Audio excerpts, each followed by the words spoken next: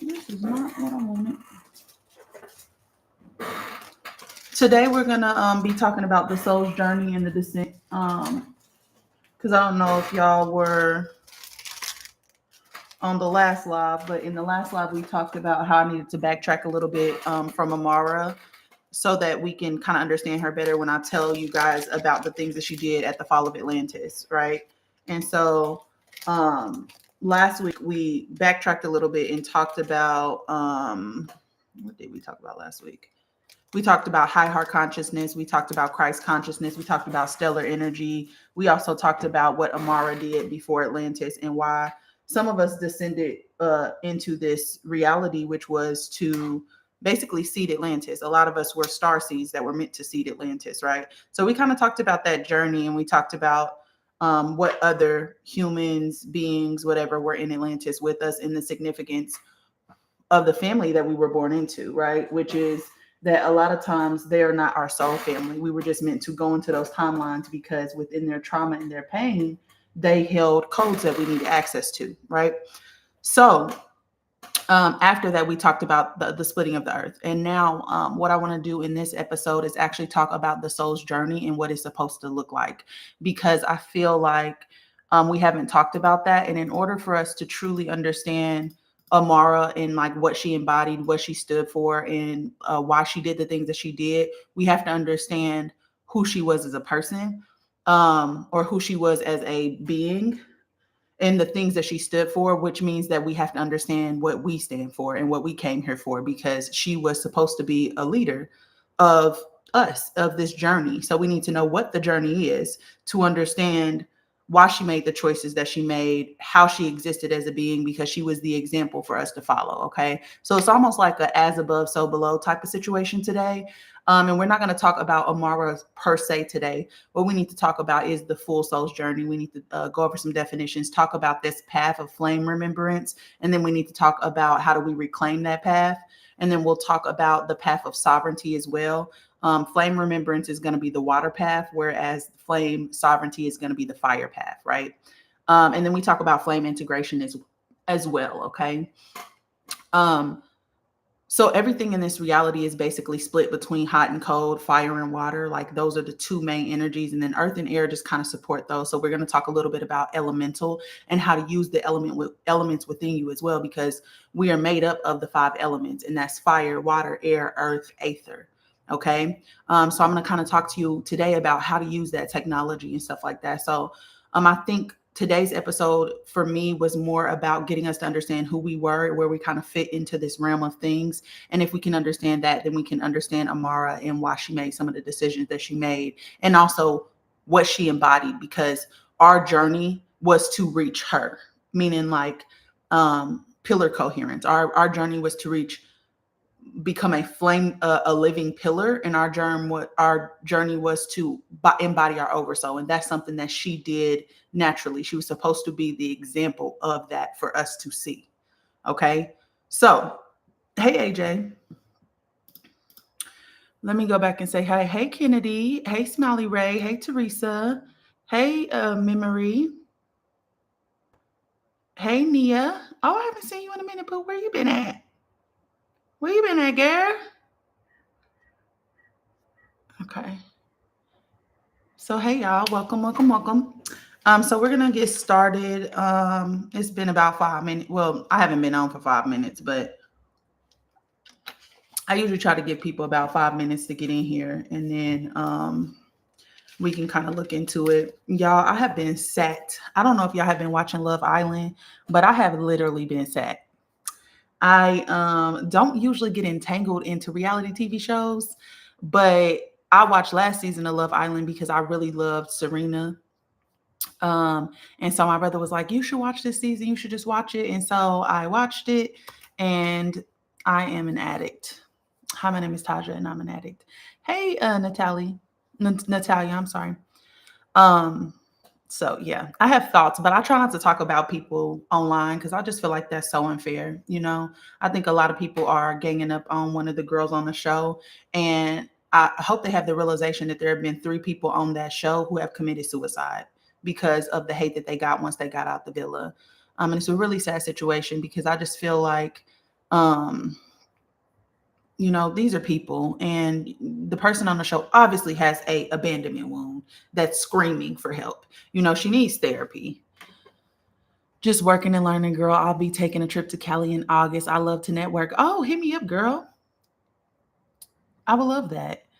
Can I ask you a question, please? Sure. Real quick, though, because I got something to do today.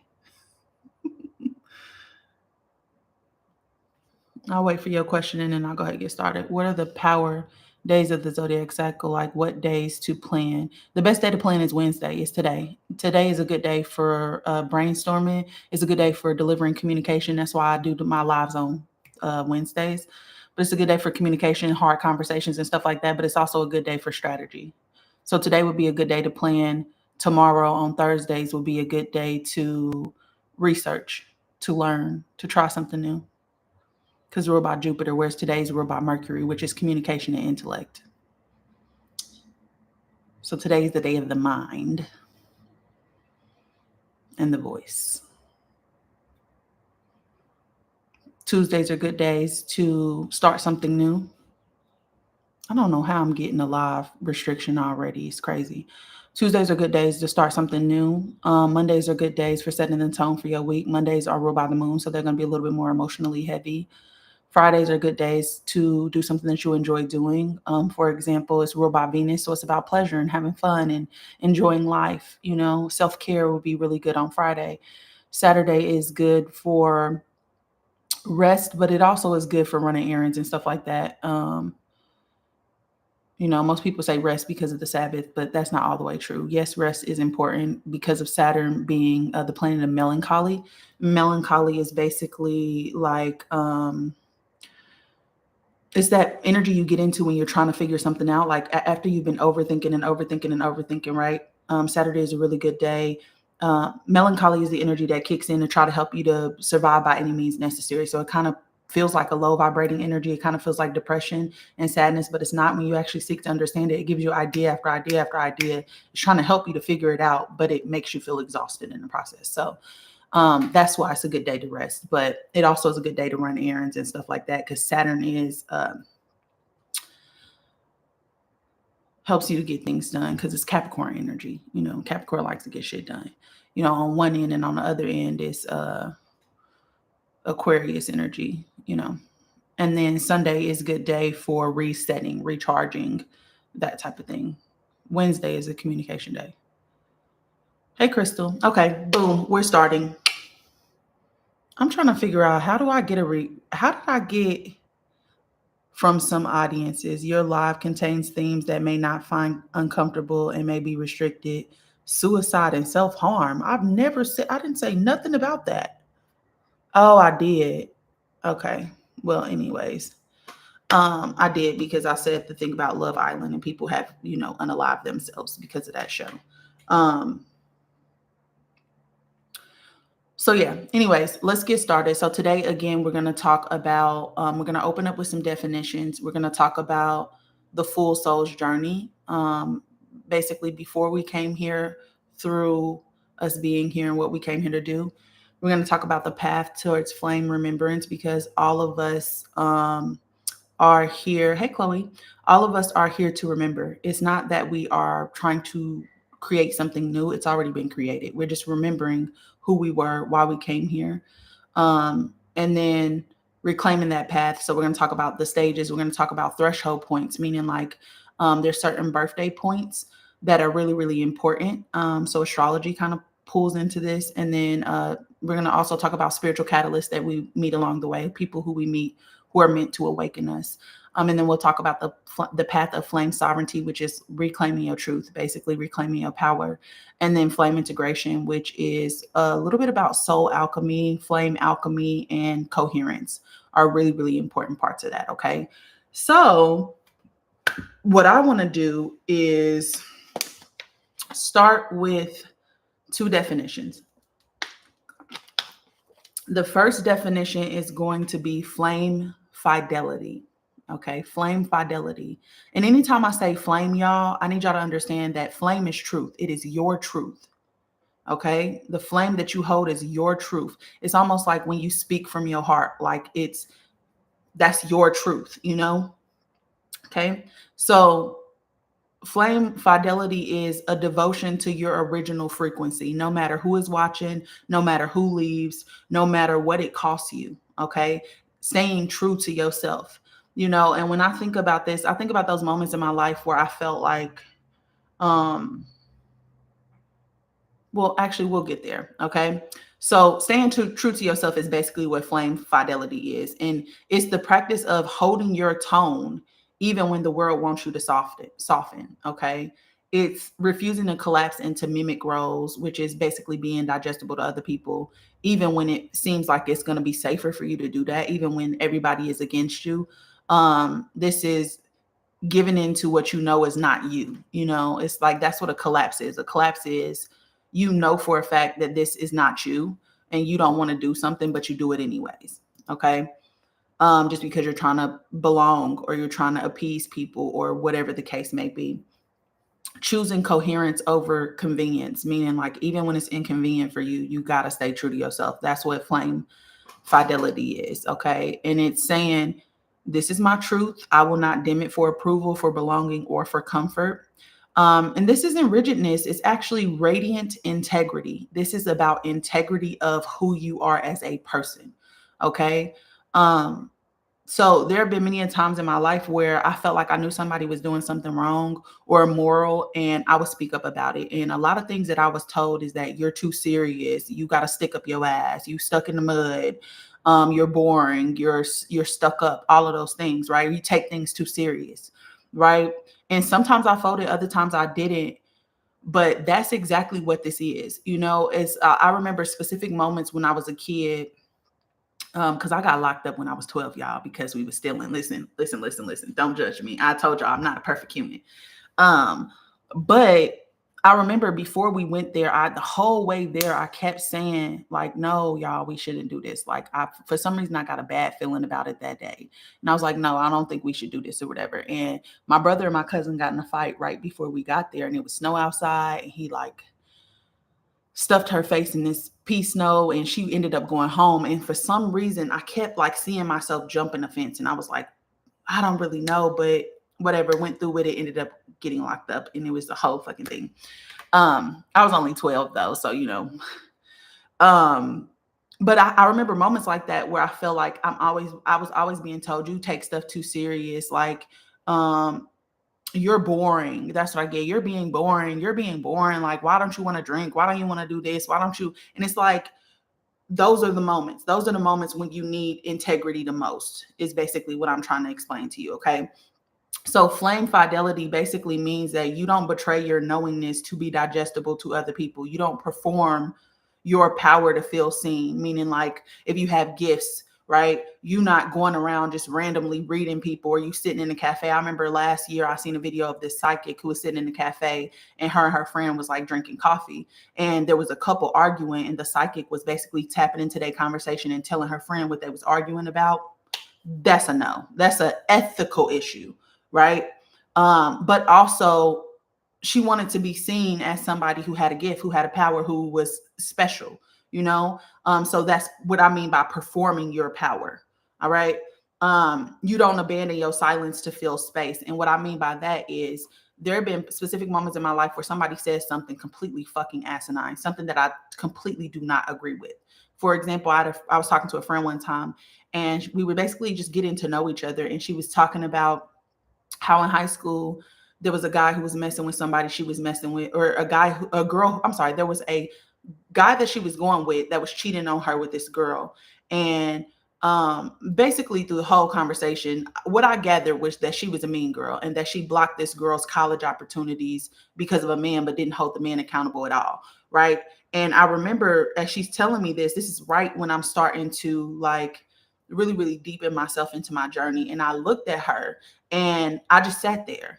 But I looked and I was just like, what are you about to say? And I start trying to scramble to figure out what I was about to say. But then I realized I don't need to say anything at all. Like, I don't even need to engage with that. And I just looked at her and I just was like, that's interesting. And I turned away. And for some reason, I feel like something shifted in her. Like something shifted in the energy. And I just was like, I don't have nothing to say back to that. Like, if I say anything, baby, and I be always cautious of what I got to say too, because I know when I open my mouth, it's some real shit, and I feel like some people don't be at the place where they could take that. Um, but you don't abandon your silence when there's nothing to say, when there's nothing to do. Like, it's just, you don't, okay? And you walk as flame, okay? Even when no one understands your light, like you still walk in your truth, even when nobody gets it, okay? Um, but basically, what flame fidelity is the quiet vow that your oversoul made before descent. So that vow sounds like, if I forget myself, let my fire remind me. And those moments where that's happening, it literally feels like there's a rising in your chest. You know how, like, you, I don't know, at work, and somebody is doing something obnoxious, or somebody is doing something that's not right, or somebody's bullying somebody, and you legitimately cannot keep it in because it's like coming at it, like it literally is burning your chest, it's coming up. I don't know if y'all ever had those moments, but sometimes if I see somebody doing an injustice or abusing kids or whatever the fucking case, I cannot shut up. I cannot shut up. I have to say something. It's like my body has a visceral reaction. That's what it means. Let my fire remind me. It's like you have that moment where you really don't have control of yourself. You're not wrong in a situation, but you trying to contain it, but it cannot be contained. It's like that. Okay. Yeah. It's like that. I almost jumped in a kid's fight one time. Yes, it's like that. It's like that. It's like, no, this is wrong. Like, you have no other choice but to speak your truth in that moment. You speak from the heart. It's like you don't even know what you said in that moment after it's all said and done, but you know that it was valid. Like, that it was valid, but you don't know what the fuck you said. It's like those moments. Okay. So that's what flame fidelity is. It's basically being true to yourself. It's about integrity. Okay. Integrity of your energy, integrity of your gifts, all of that. Okay. The next word that I want to talk about is being a living pillar. Okay. Being a living pillar. A living pillar is someone who holds the frequency of truth in their body so fully that they become stabilizing architecture for others to remember. Okay. And this isn't just a title. It's who you become when the oversoul has fully landed in your field, when the shadow has been integrated and the flame has been claimed, meaning like you claim your truth. It is what it is. Whatever versions of yourself that you've been, you're comfortable being those versions out loud, even if it was at some point humiliating or embarrassing or whatever it is. It's almost like, can't nobody hurt me with my truth. I've integrated myself so much. I don't care what you know about me. It don't make me no never mind. Yes, I did that shit. Yeah, I did. And this was what was going on at that time. Not that this is an excuse, but this is what I was going through at that time. And yeah, that's the choice that I made. I'm capable of that. Absolutely. That's what it means to claim your truth. Okay. So, as a living pillar, you hold energetic structure in chaotic spaces. You walk into distortion and you don't collapse or react. And what I mean by that is, I don't know about you guys, but there's been certain points in my life where specific people can affect me, and it doesn't matter what they like, what the situation is. Specific people can get under my skin, and a lot of times that's my brother and my mama. Everybody else, I could probably let that shit roll. But my brother and my mama, when they say something, it really affects me, right? So I would have these situations where I would get into arguments with my brother, and he would say, like, I feel like sometimes he doesn't care about the context of the argument and just winning the argument. And I don't know if y'all have ever been in an argument or a conflict with somebody who only cares about winning the argument. It's like they're not hearing what you're actually saying. They're just trying to humiliate you or whatever the case may be, right? And there always becomes a point in the argument where insults start getting thrown. And I used to take those insults to heart, and I would immediately, like the next day, I would be in this energy that's almost unbearable. And I would end up at the gym or somewhere trying to like burn it off and like thinking about all the ways, reflecting and thinking maybe I'm the problem, right? And so I start adjusting myself and tweaking myself and things like that. And we had a moment in our most recent argument, which was months ago, where that started to happen. And I literally said to myself in my head, nobody is more qualified to say who I am than I am. I feel like I live with myself. I do the work every day. Nobody is with me doing that work. So some of the things that people say to me, they're not qualified to say because they're on the outside looking in. Only I can say who I am. and your truth of me does not have to be my truth of me. And that was a ground shaking moment for me, because I felt like that's the first time in my life where I realized that being perceived is not the problem. Me taking on what people say about me is the problem. And I have this fear of being perceived, and I walk on eggshells, or I try to show up in a specific way just because I don't want to hurt people or harm people or whatever the case may be. But the truth of the matter is, sometimes you're just gonna fucking disappoint people. And just because somebody has an opinion of you does not mean that that's rooted in any type of fact, any type of evidence. Opinions is just energy. When I could let that land in my field, it changes everything, because I now have control over who I am, not the people around me.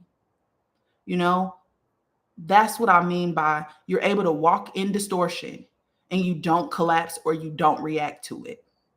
Normal me would have exploded. We would have just been throwing insults. We would have been going for the jugular. But this version of me is like, I don't have to do that. And I could see exactly what the issue is. You just want to be right. It's not that you don't understand what I'm saying. You're determined to misunderstand me because you want to win the argument. And that's more important to you than what we're actually talking about. So I'm not going to be able to get through to you. And I have entered into the stage of my life where I can tell when people are determined to misunderstand me, and when it's not about what we actually talking about, it's about something else. I can tell when that is happening, and I don't feed into that. I don't let my message get lost in the mess. I still speak my truth. I don't back down from what my truth is. I still said what I said. Take it or leave it. The insults, okay, that's perfectly fine. I don't feel that way about me. I'm sorry that you do, or you got that impression of me. That wasn't my intention, but that it is what it is. Rather people be intimidated by my strength than anything else. Exactly. So that's what it means, is like you able to walk in rooms and still speak your truth, and not allow people to gaslight you out of what your truth is, or change your mind about how you feel, or change your mind about how you feel about yourself. That's what that means. Okay. It also, a living pillar grounds truth in the field just by being there. Okay. You don't need to explain. You don't need to chase. You don't need to convince. You are transmitting coherence simply by breathing in that space. Okay. So your breath comes steady. Your tone, your breath becomes steady. Okay. And we'll talk about breath in detail in a little second. Your tone becomes anchoring. Your field becomes safe. It does not become soft. It does not become soft. It becomes safe, and it becomes true. Okay. So flame fidelity is a choice, but becoming a pillar is the outcome of that choice. Okay. The choice is integrity. The choice is to stand in your truth. The outcome of that choice is you become a living pillar. Okay. So you walk the path long enough without flinching, without mimicking, without abandoning your own tone, your own frequency. Okay. And you become someone that Earth can trust to hold grid points, because like I said before, we are living grid points on Earth. And when we can sing in our tone, meaning that we are at the frequency that we came here to be, we pull everybody else into alignment, right? And I'm not supposed to be trying to sing your song. You're not supposed to be trying to sing my song, right? When I'm at the right frequency and vibration, I hold my tone, you hold your tone, and I need you to hold your tone, and that person to hold their tone, and that person to hold their tone. I don't need to do it for you. I need you to do it, because my only responsibility is this one, right? When you can do that, you become a grid point that Earth can trust, because you become reliable, and Earth can use you in specific ways, because we're living nodal points on Earth's grid point. We help her to heal. A lot of us, she called us and breathed us into existence because she needed us for specific reasons, but we so far away from ourselves that we can't do what we came here to do. Okay. So, also, when you become a living pillar, others lean into your field and they feel safe to remember with you. I think one thing that I provide people is that I'm not judging anybody on shit that they got going on, because I've been a fucking mess in my life, the messiest of the mess. I fell fully into distortion because I was trying to belong, because I wanted to be digestible, because I was fucking tired of fighting the fight by myself. I'm always the one speaking up. I'm always the one having to be the one and like, yeah, no, let's not do that. Like I'm always have to be that one. And at one point in time, I just was like, fuck it, do whatever the fuck y'all want to do. I don't care no more, you know? Um, but that was me collapsing. That was me being tired and exhausted, right? With the path. So when I got on the other side of that and I went on my journey of separation, I come back to myself, I made it a point to make sure that people feel safe expressing to me, that people feel safe in my presence, that people don't feel judged by me, because it's not my place to judge you. You know, like I say, we are all the same energy, just being experienced on a different part of the spectrum. Right. And so what you do is an option for me. That's just not the option I chose. And a lot of us learn through contrast, which when I tell y'all about the remembrance path, you'll understand that a little bit better. Okay. So fidelity is a devotion to your frequency. It's refusing to betray your tone. It's sovereign inner anchoring, and it comes through practice. Whereas a living pillar, meaning you're going to make mistakes, because if you got to practice it, that means you're going to get it wrong. Okay. So you're going to have those moments where you collapse. You've got to create space for that to happen. Okay. So that, but a living pillar is the manifestation of your oversoul through your body. It's the embodiment of the truth infrastructure that you are, the truth that you were meant to hold. Okay. It's in external field coherence, meaning like the outside is in coherence because the inside is in coherence, and it's presence. You know, a lot of times we think that we have to be doing something. No, you don't. The only thing that you have to do is be in energetic alignment with yourself. That is it. You don't have to physically do something. You don't have to perform. You just have to be in energetic alignment with yourself. Okay. So signs that you're becoming a living pillar is that people stabilize just by being near you. You can feel when the space is off before words are spoken. Your silence heals. It heals you. It heals other people. You're increasingly sensitive to mimic frequency, but no longer afraid of it. And what that means is sometimes you can feel when people are off. Like one time I was at like this like listening party or whatever in LA. And this girl came up to me and she was talking to me, and she was basically telling me how she lived in Koreatown. And she was like, yeah, I like it over there because I don't like, you know, being around Black people. Like, and she's Black, by the way. She's like, I don't like being around Black people. I feel like we just too noisy. We always tearing shit up and da da da. And I was like, well, I don't feel that way. I love my people. And I keep going. So when this girl leaves, there's a boy who's at the party who has had a couple conversations with me before. And he comes up to me and he was like, I don't really like how, you know, y'all was talking about Black people. And I said, who is y'all? I never said nothing about anything. And he was like, yes, you said. And I said, no, the hell I didn't. That is what she said. And maybe you didn't realize that's what she said because her back was to you, but that's what she said. I immediately corrected her and said, that's not how I feel, you know? And then so he kept trying to argue with me about it. And I literally stood up and I got assertive and I was like, you're not about to put on me something that did not happen. That's not something I would say. Anybody who know me know I don't play about my people. Everything that I do is for my people. So I don't know what your problem is, but no, I'm not doing this. And I walked away from him. When you see distortion, again, that's that energy of wanting to be right, wanting to argue, and he needed somebody to take it out on. It's misdirected anger. Okay. And if you're watching Love Island, Huda is doing this, misdirecting your anger towards people because you want people to feel what you feel, you know? And that conversation, he turned it to Black men do protect Black women. And I said, what the fuck are you talking? I never said nothing about that. I never said nothing about that. And if we don't feel that way, how you gonna tell us how we feel? You know, that conversation was just him feeling some type of way about something and trying to project that onto me. Okay. It's a simple no. All right. So that's what it means to you become increasingly sensitive to mimic energy, meaning you can sense it. You can tell when it's not about you. You know, you can tell when somebody just trying to project something onto you. You can tell when people see your light and they start to attack your light. And it don't even be them. It be them energies on them. They see it and they want to attack it. Okay. You can tell when that's happening. But when you a pillar of light, you're not afraid to stand up. You're not afraid to say anything. You're not going to shake or bend just because somebody feels some type of way. You're not afraid to have the conversation or the confrontation. You know? You don't chase clients, you don't chase lovers, you don't chase teachers. You magnetize everything that's for you towards you, and you become less called to teach and more called to hold space. All right? Meaning like that energy of trying to fix people. Sometimes I can immediately tell if the person is willing to change and if they're not willing to change. If you are not willing to change, there's nothing I'm going to be able to say to you.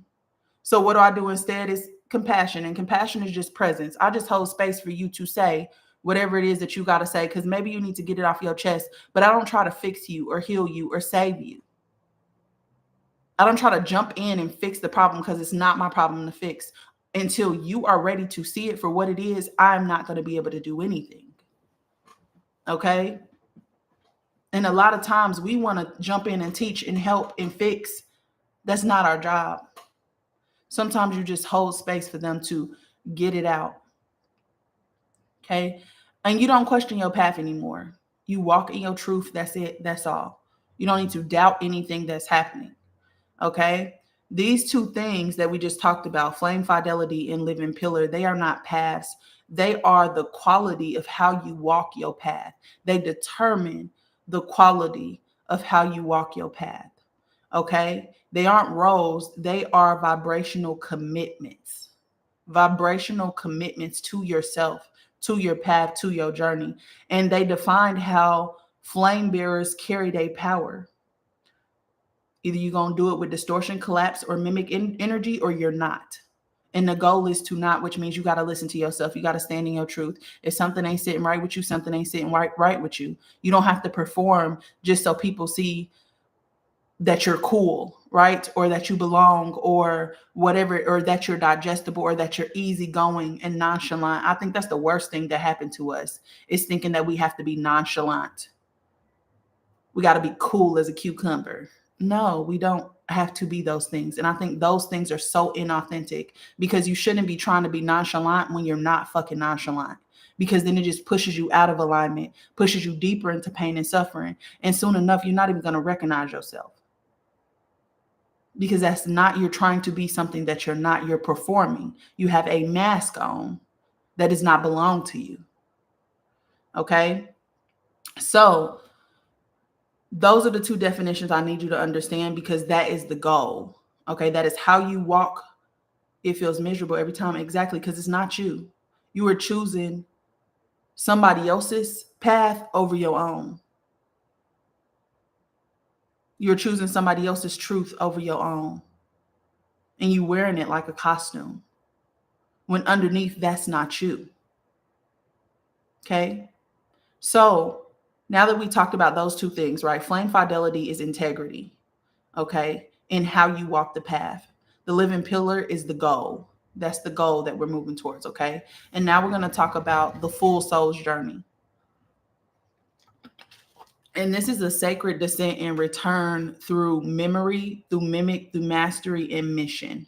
Okay? This is the oversoul arc through time, body, illusion, grief, and remembrance, because grief is sacred and so is rage. Those are sacred things. Okay? So, phase 0, before you get here, is the pre-descent. It's the seeding of intention, right? So what this phase is basically saying, I choose to enter the veil for the sake of remembering, meaning that the goal for us was always to remember who we were and remember what path we chose. It was not to become anything. It was to remember. Okay.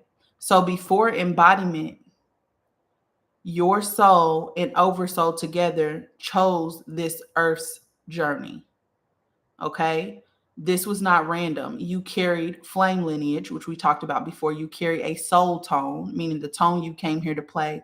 You carried a mission memory. You carried karmic refinement and a set of thresholds you'd awaken through. And we're going to talk about 3 main thresholds that people awaken through. Okay. But you had a set of thresholds that you were meant to awaken through. Okay. Meaning that when you awaken, it was divine timing. It happened when it was supposed to happen. Okay. This process can be delayed though, by you or by other people.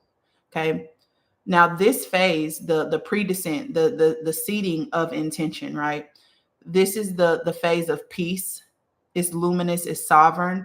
And this is when your scroll is sealed, meaning that whatever the mission is sealed at this phase because you're about to go through the veil of forgottenness. Okay. And everything kind of happens in divine timing, meaning you gain access to memories in divine timing, but you've always been the scroll that you came to be, the memory that you came to share, the perspective that you've always been, you've had the truth. It's just been veiled and sealed inside of you before you even got here. Okay. Now, phase 1 is the descent into density. And this is where the veil falls. Okay. Basically at this phase is saying, I forget what I am to remember who I am. Okay. I don't know if I think I've talked to y'all about the choice, right? That happens in the third density, which is service to self or service to other people, right? Service to self means that you choose not to remember. You fall into distortion. You fall into mimic energy. You collapse completely in the field, and you are a person who's about self. It takes 90% for you to polarize in that direction, meaning extreme narcissism, hatred, greed, power, hungry, all of those things, right? That's the service to others. With that, they skip the heart space because they don't find the heart to be useful, which means they dim in their soul, right? Because your soul is connected to the heart energy. Okay. So they're dimming their soul and they're choosing to further separate from themselves. Okay. Service to other people means that you got to be in balance. It means you only need to be 51% positive, 49% negative. Okay. It means that you need to be about other people 51%, 49% about yourself. That's not a 90-10. That's not an 80-20. That means 49% of the time you need to be about you. The other 51% you can be about other people. But there needs to be a balance. And I think that's where we be having it fucked up. And as we do that, as we start to prioritize ourselves 49% and figure out the life that we want to live, and through that we also help other people, that is when we start to remember who we actually were. We start to move back towards ourselves. We move through empathy, right? And that happens through the chakra system. It's the different densities of consciousness, right? Because the first density is the root chakra, which is about the foundation, where you financially, mentally, physically taken care of. The second is the sacral, which is about your emotional relationships. It's about consent. It's about building vulnerable relationships with other people. The third density, where you make the choice, is about managing your mind and regulating your emotions. It's about power. It's about willpower. It's about directing yourself. Are you going to continue to be in your lower chakras, or are you going to move through your heart space through forgiveness, compassion, grief release, into setting healthy boundaries, speaking up for yourself, speaking your truth, trusting your intuition, feeling connected to everything, realizing that you are everything, right? Or are you going to stay in those lower chakras and only be about yourself and the things that you need: money, sex, and power? Those are the main 3 things. Okay. So when I say the choice, right, and when I say remembering who you are, it happens through the chakra system. I want to be clear about that. Okay. Now, you forget what you are to remember who you are. Okay. The whole purpose of this earth experience is to make that choice. And that choice is, am I really who I say I am? Right? So you forget completely who you are. And through your life experiences, you get to decide who you actually are. Right? But the issue with that is that it wasn't supposed to be a distorted environment that we did that in. We were supposed to remember what the mission was. We didn't remember what the mission was. So now we fall into this veil of forgottenness, or this amnesia, when we enter into the earth plane and we don't remember. So we really are making an authentic choice of who we want to be on a soul level. Are you going to go with your soul, or are you going to go against it? That's really the choice. Okay. So this is where this phase of descent into density, where the veil, where you forget what you are to remember who you are. This is where you enter the womb of your parent. Okay. And when you enter that womb, you are DNA encoded. Okay. And you also enter into Earth's collective amnesia field, where you forget. Right. And you immediately begin to absorb ancestral trauma. That happens in the womb. Mimic programming. That happens in the womb. Inherited pain cycles. Social rules over soul wisdom. All of that happens in the womb. Okay. And this isn't punishment, but it's separation by design. right? Because we came into polarity consciousness, and polarity consciousness is where everything is separated. The mind and the intuition, the mind and the soul are not separate, but because we're in a consciousness that deems them to be separate, we see everything as black, white, hot, cold, red, blue, light, dark, because we see it as one truth being existing instead of multiple truths existing at once. When really there's a spectrum between light and dark, right? There's gray in the middle, and there's everything in between light and gray and dark, So it's a spectrum, but we see it because of the consciousness that we're at through separation. Well, separation is really contrast. It allows you to compare. It allows you to judge other people, to see other people as separate as you, right? To say, yeah, I don't want that choice, right? It allows you to see other people as competition, right? Because you feel separate from them. That is how we learn. That is how we make a decision, okay? Through contrast. But we lost the understanding of what separation actually was. And so we get stuck in that, okay? It allows for contrast, which catalyzes the choice, okay? Meaning that you compare yourself to other people, and either you want to be like them or you don't want to be like them. If it ends up being somebody who is moving you away from yourself, you'll hit a barrier, and that barrier is called pain and suffering. That barrier is called pain and suffering. And a lot of people wait until they Saturn return, which is the barrier of this galaxy, and to do something about it. But you hit this barrier, and that barrier is saying, this choice isn't working. You need to pick another choice. The choice you picked isn't working for you. It's making you miserable. You have to pick another choice. And pain and suffering stays until you pick another choice. Pain is a catalyst to change. It's telling you you're going too far in the wrong direction, and this is about as far as I want you to go. If you don't make another choice, we're going to stay here. Okay? So after phase 1, you enter the womb, right? And then also you enter into this reality, because phase 1 is through you entering the womb all the way up until 7. Remember, I said those are the developmental stages where you are pure love energy. You came here and you're whole, right? You don't have anything affecting you because you haven't interacted with the world enough, right? Because we have to have experiences to have perspective, right? And so we are very, very true to ourselves in those first 7 years of our life, okay? But then something happens in our developmental years, which causes a fracture, or which causes it causes our ego to develop. And our ego is basically the part of us that's trying to help us to survive, right? And so it usually happens when we start to realize that we're different from other people in that sacral, where we start to build emotional relationships to other people, and we realize that could hurt us. Okay. So something happens, and then we enter into phase 2, which is between 7 and 24 years old. This is called the mimic phase. And this phase says, I become what I think I need to be to survive. Between 7 and 24. I become what I think I need to be to survive. Okay. And this is when you begin constructing your identity based on family reflections, based on things that you see around you, your parents, your family, cultural expectations, based on what society tells you should be. Pain avoidance, meaning you're trying to protect yourself from pain, in turn protecting yourself from happiness. And then also seeking validation. You want to be validated. You want to be valued.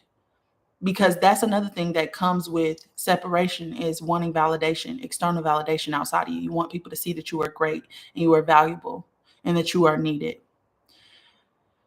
And this can cause you to abandon your gifts. It could cause you to shrink your sensitivity, meaning you stop. Because when you're a kid, you feel everything. You know, them kids randomly walk up to you and be like, Mom, the plant says it doesn't like being by the window. You know, it's like, what the hell is this kid talking about? You start to shrink those gifts and shrink that sensitivity because you feel like it's not valuable to you, right? Because it's not celebrated in this reality. You don't get validated for being sensitive. And in fact, this is the fucking opposite. A lot of times they telling you you're too fucking sensitive, right? And then you absorb false light templates as well. And then you sever connection with your oversoul's voice. You stop listening to that little voice within because you start listening to your parents and society and everybody around you who's telling you how to show up and who you should be. Okay. So this is the era where you start masking, you start performing, and you start trying to survive. Okay. Now it is necessary. This is a necessary part because this is where you start to see the contrast. You need the contrast to figure out who you are. You need to do it wrong sometimes before you can do it right. Okay. That is contrast. Sometimes you don't know until you have the experience yourself. I didn't know that I don't like going to jail until they put me in the motherfucking handcuffs and I was sliding across that back seat. And then I had to talk to my grandparents about it. Devastating at 12 years old. I didn't want to be seen as a bad person. But until that happened to me, I was comfortable doing what I was doing. Because hell, we didn't have food. I was going to go get it. If she couldn't get it, we were going to go get it. It's fucked up. But the system fucked up too. So where we even got to do that? And it sucks that a 12-year-old has to worry about that. Why don't we live in a society that allows us access to resources?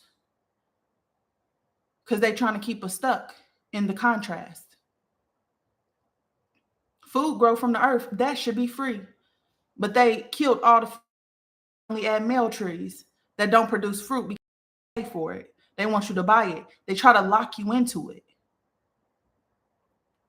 They try to lock you into being against yourself because you're easily manipulated and controlled that way. But I digress. Okay. This stage, this era of going through masking and performing and surviving, that is not failure. Think of it like a cocoon. You are the caterpillar that has entered the cocoon, and now you must break free and be the butterfly. Okay. That's phase 2. Then you got phase 3. And this is 24 to 25. This is your very first threshold. And we're going to talk about this in deep detail. I'm just going to give you a brief overview because I need you to understand the trajectory that you are meant to follow. Okay. Phase 3 is where you say, I've built something that does not fit me anymore. I've built something that does not fit me anymore. This is the gate where you first start to wake up. Okay. And it's often catalyzed by some heartbreak, some loss, some grief, some disillusionment, or a spiritual encounter. Okay. This is where your soul whispers to you that there has to be something more than this. All right. And this is the beginning of the path of remembrance. Okay. This is not full awakening. It's just like where the veil cracks and you can start to see light on the other side. And you're like, well, what the fuck is that? If you ever heard the allegory of the cave, it's like the moment where you realize that that's just a shadow, that there's something behind there and you need to go look to see what's behind there. Okay. Next is the path to remembrance, and that's 25 to 33. And this is where you start to reclaim your essence. Okay. This is where you begin to do soul alchemy, shadow work, energy, where you have energy awareness. You realize energy is everything, and you might need to learn about energy. You go into sacred silence, meditation. Okay.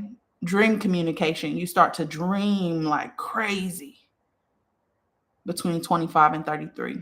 Ancestral release as well.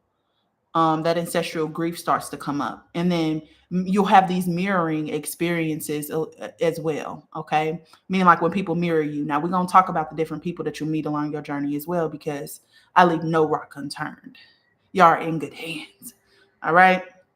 But this is where you begin choosing truth over belonging, sensation over numbness, and coherence over validation. Meaning, this is the moment where you start to lose all your damn friends. This is the moment where you look around and you realize that you was only friend with them because of proximity, because y'all was in the same location. They were just the best person around, and they did what you did. Y'all trauma bonded or whatever the fuck, right?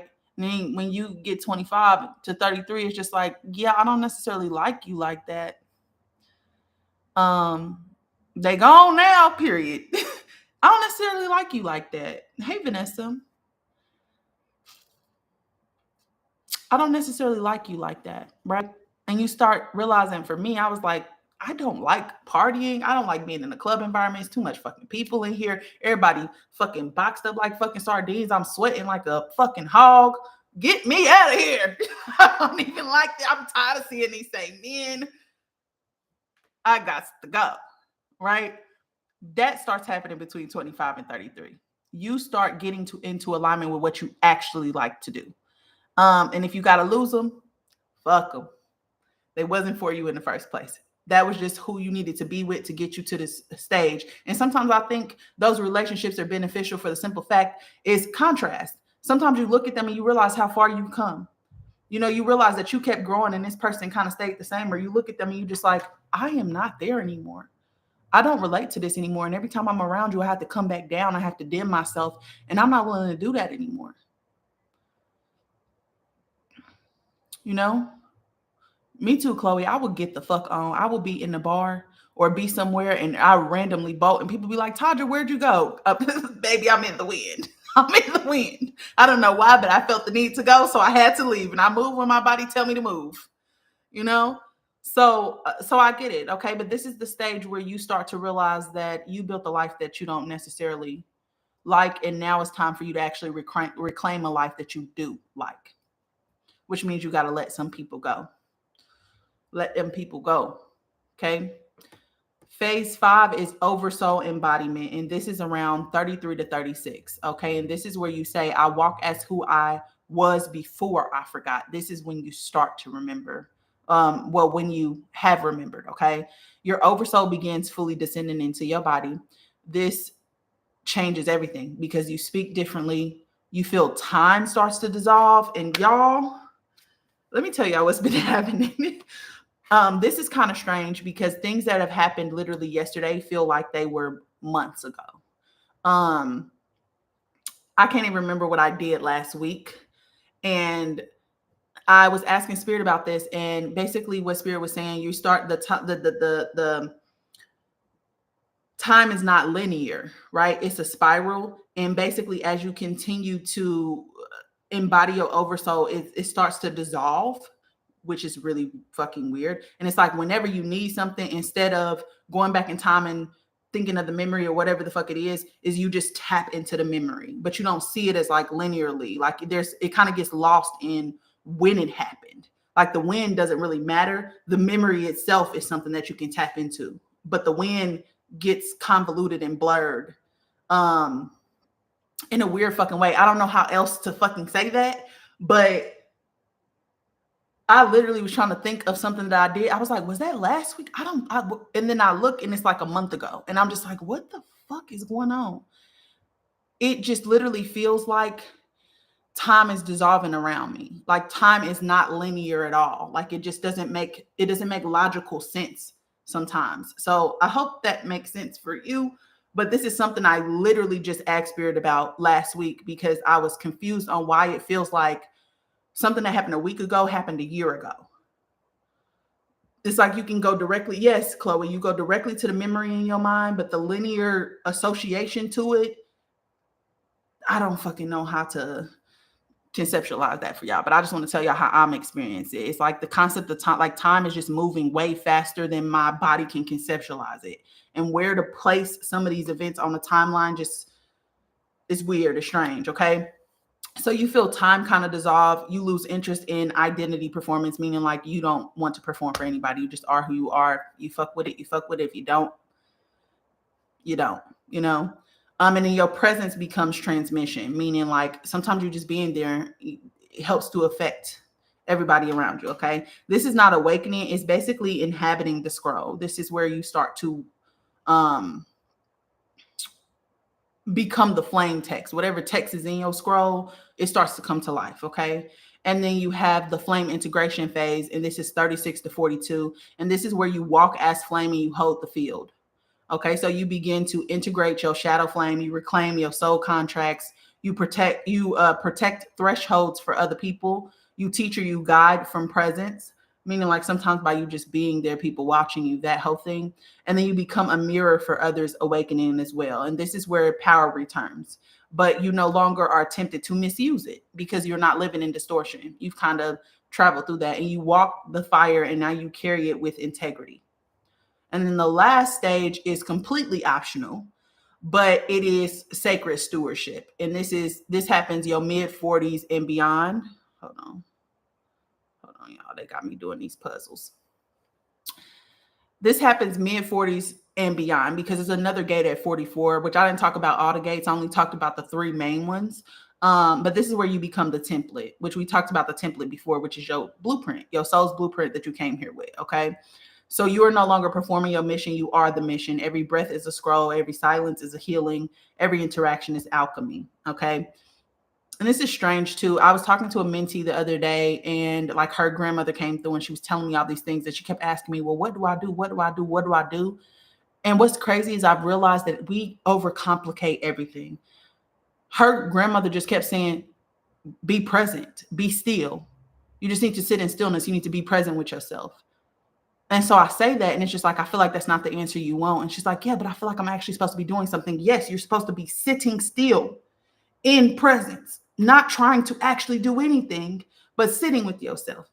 When's the last time you did that? Well, I'm not very good at that. That's exactly the thing that you need to get good at, right? Because silence is how we heal. Silence is when we can hear the distortion in your field. Silence is when you can hear, if you got attachments and stuff, that shit comes up while you're sitting in silence. You can see it. You can hear it. You can decipher between what's you and what's the other energies around you. You know, it is that fucking simple. It is that fucking simple. Okay. Every interaction that you have becomes alchemy, and we're going to talk about alchemy today as well. Okay, so this is the phase of planetary grid work, of deep mentorship, of soul family reconnection, meaning the people who are a part of your soul family start to magnetize towards you, and then holding the memory of Earth through your being. Okay. And this is the full path. So please understand that this path that you walk before remembrance is not you failing or you being lost or anything like that. It is preparation. It is initiation. It is helping you to make the choice whether you're going to go towards remembrance or you're going to stay where the fuck you are.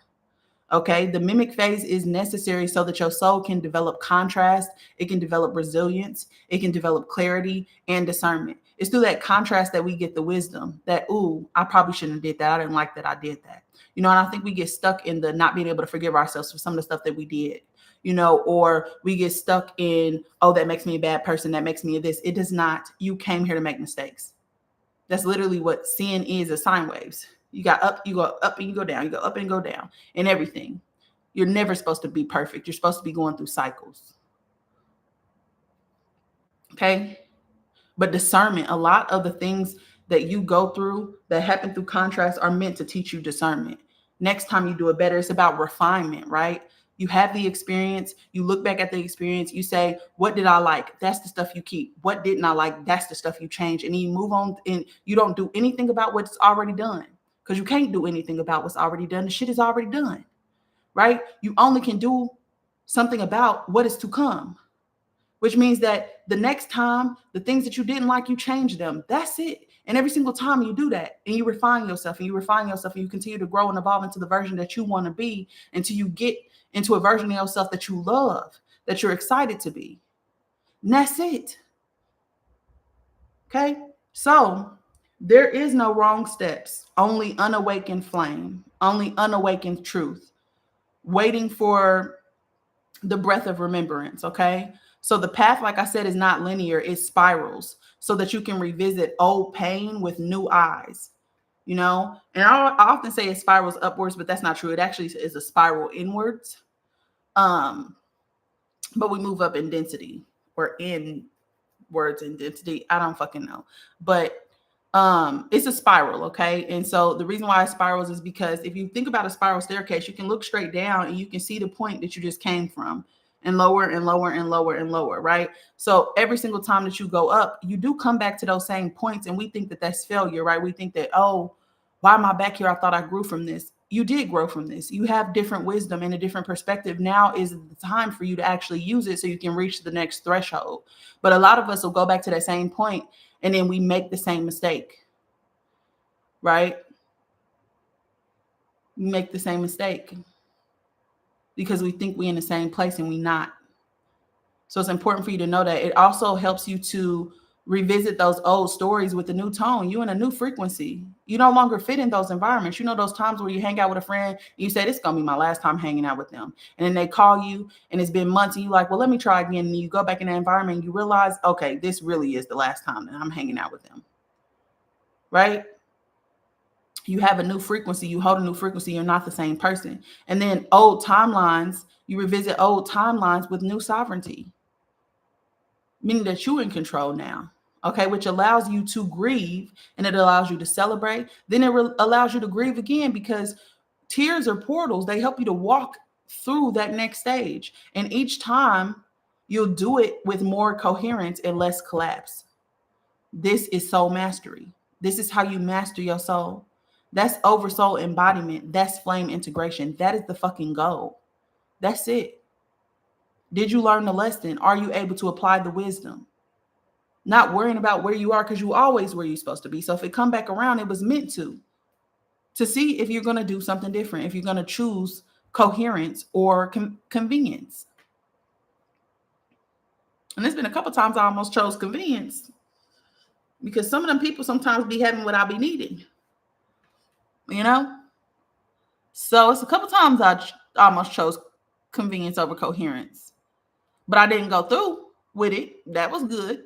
I almost did though. I was up on that hill. You know, I was up on that motherfucking hill. I was looking down and I was saying, I mean, YOLO. But what matters is the result. I didn't do it. You know, don't do it. And even if you do it, you can't do nothing about what you done already did. You only can do it differently the next time. That's all I'm saying. You don't have to be perfect. It's not about perfection. It's about refinement. If it's not serving you, if it doesn't make you feel good, you have to do something differently. And even if you take a couple missteps and you do it wrong a couple more times just because it feels good, fine. But eventually you're going to have to get the fuck up and stand up, sister. Let me know if you need me to come hold your hand. Okay? That's it. It's not about perfection, though. I think the perfection is the thing that be having us fucked up is because we think we got to do everything perfectly. And sometimes that causes us to be stagnant. Because if we think we can't do it perfect, we just don't do shit at all. We just waiting around for something to happen. Right? Or we stuck in confusion because we torn because we want to do it, but we know it's not good for us. We get in that internal battle. You know what I'm saying? Y'all get me. Okay. So next is the path of remembrance, right? And this is what happens after we have that moment where we get through the trauma and we start to realize, all right, something's got to give, right? So the sequence goes remembrance, embodiment, integration. Okay, that's the path. Remembrance, embodiment, integration. Okay, soul, which is what you came in here as, connection with your oversoul, living as the flame. Okay, that's what that looks like. So remembrance is the soul saying, okay, something ain't right. Embodiment is your oversoul. It's like, okay, now I am in touch with the highest version of myself, the God within. And the integration is now I'm actually doing the work that I came here to do. Because flame is living in your truth. Okay. So the path of remembrance is the first step. And that path of remembrance is saying, I remember who I am. And this is an awakening phase. This is where soul alchemy happens, emotional clearing, grief rites, intuition, reactivation. And also you're being triggered by mirrors or dreams or thresholds. Okay. This is the phase where you start to heal distortion, where you're shedding mimic energy and you're remembering your origin, your essence, and flame lineage. So in this phase, you reclaim your truth and your identity. Your truth and your identity. Okay. The next phase is the phase of embodiment. And this is basically saying, I let who I am live in my body. Oh, this deja vu. And this is from a year ago.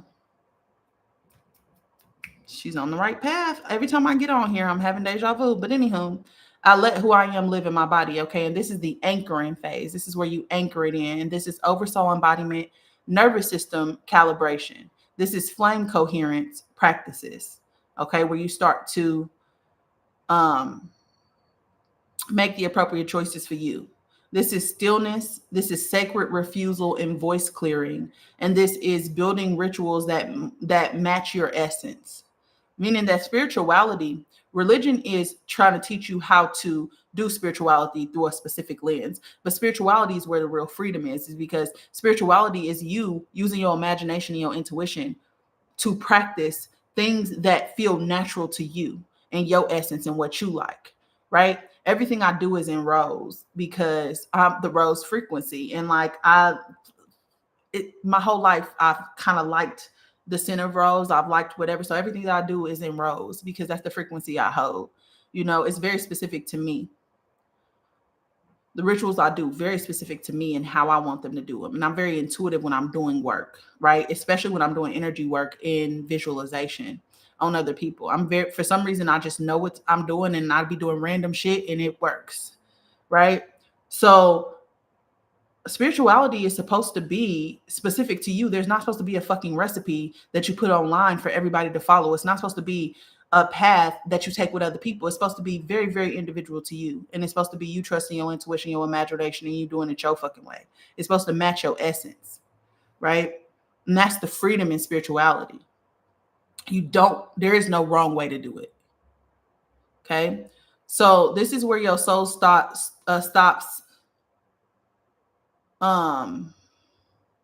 relating, where your soul stops relating. I don't know what I was trying to say there. Your oversoul takes up residence in your field and you become fully your oversoul without distortion. Okay. So you stop looking for things outside of yourself. Okay. This is the phase where you reclaim presence and power. Okay. And then next is flame integration. I walk as the flame. I serve from coherence. And this is the phase of mastery. Okay. This is shadow flame integration. This is threshold protection. This is energy work as oversoul service. This is planetary assignment.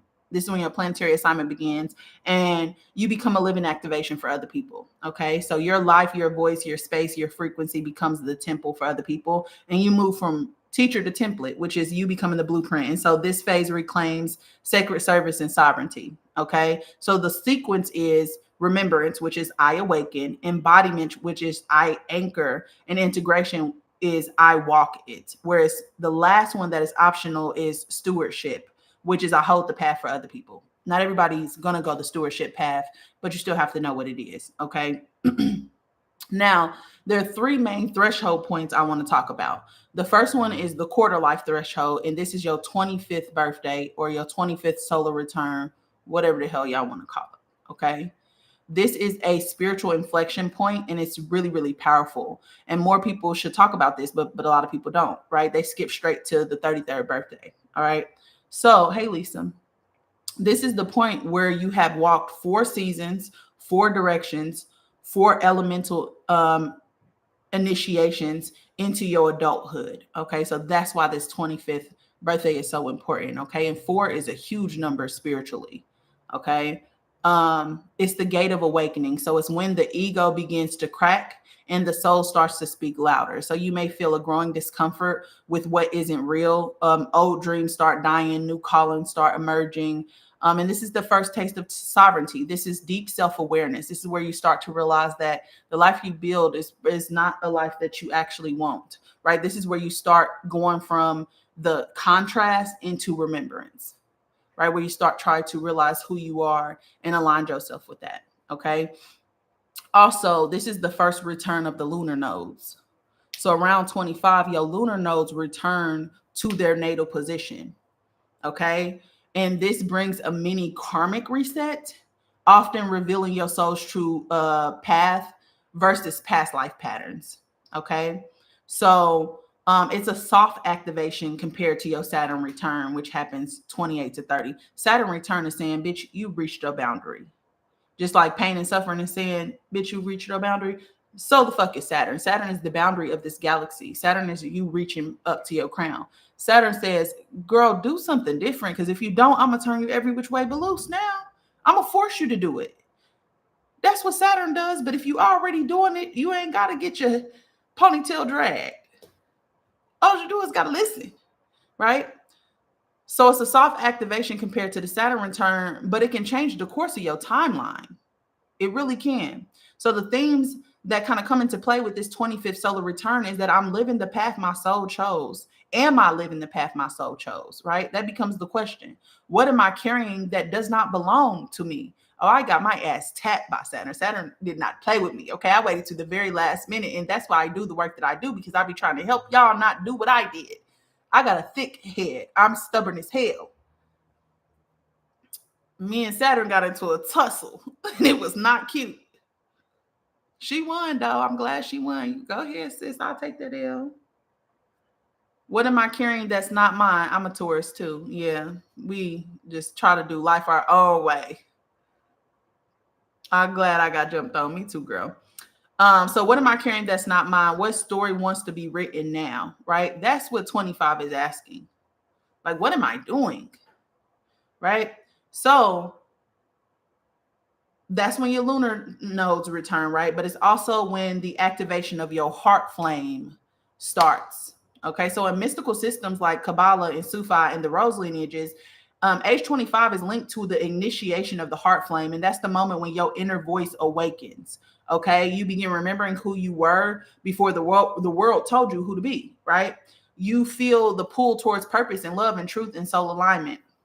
So it's like your higher self knocks on the door and asks, are you ready to see more? Are you ready? Are you ready to go on this journey? Right? It's also the sacred midpoint between youth and mission, meaning that in ancient initiatory systems, because like in esoteric knowledge and occult back in the day, you had to be initiated, right? So 25 was seen as like the end of apprenticeship. And that's when you started the embodiment phase. Okay. So you've gathered enough experience to begin activating your medicine, and you no longer are protected by your youthful ignorance. Okay. Meaning like that was when all bets were off, all games was like, you ain't no more playing of the games, right? It was a rite of passage, whether you consciously walked it or not, right? And also remember too, 25 is the age where your frontal lobe actually fucking develops. Technically, you are not fully developed until you hit 25. Mentally, you're not fully developed until you hit 25, right? That's why you can't rent a car until you're 25. All right.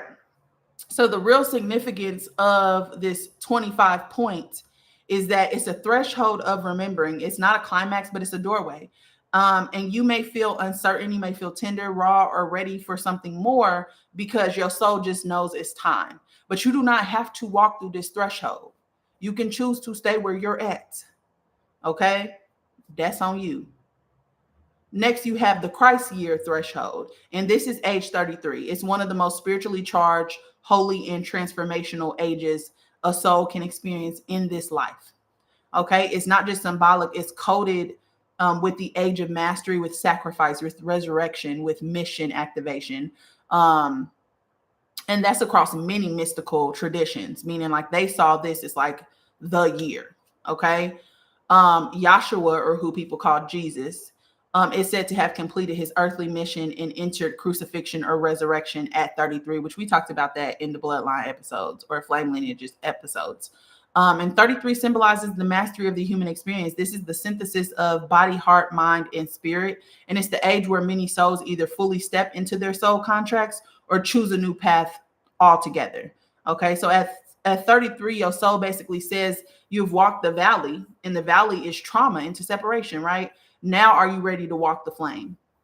Okay, so the first 25 is saying you're coming out of that mimic energy into starting to remember, right? And this is, you've went through the remembrance stage, and now you're starting to try to embody and walk the flame. Okay, so in numerology, 33 is the master number. It's the number of the master teacher in universal service. That's my life path number, 33. It represents the highest vibration of compassion, of spiritual leadership, of creative birthing, and planetary healing. 33 is about uplifting humanity, not just yourself. And it's soul level calling to move from personal healing into collective impact. Okay, so it's the age of the solar crown activation. So in many mystery schools, 33 is when the solar crown, which is the radiant gold soul memory, fully descends into the body. And this can trigger visions. It can trigger soul mission downloads, kundalini surges, or intense tests. And you may feel a sense of, I can't hide anymore. I remember why I came. the old life is over, even if you don't know what's next for you. Okay. So you complete a sacred cycle of shadow and light integration through the solar and the lunar cycles. Okay. Next, you have the crossing the threshold of the wounded healer. That's what happens at 33 as well, which means up until 33, many of your experiences revolve around healing your own karmic imprint. But at 33, you're invited to transform your wounds into medicine, and not by bypassing them, meaning like pretending that you have done the work, right? But by offering the wisdom of survival to other people. So you move from self focus to sacred service. And this is the alchemy of 33, that pain becomes power, and that loss becomes vision, and that your scars become a map for other people. Okay.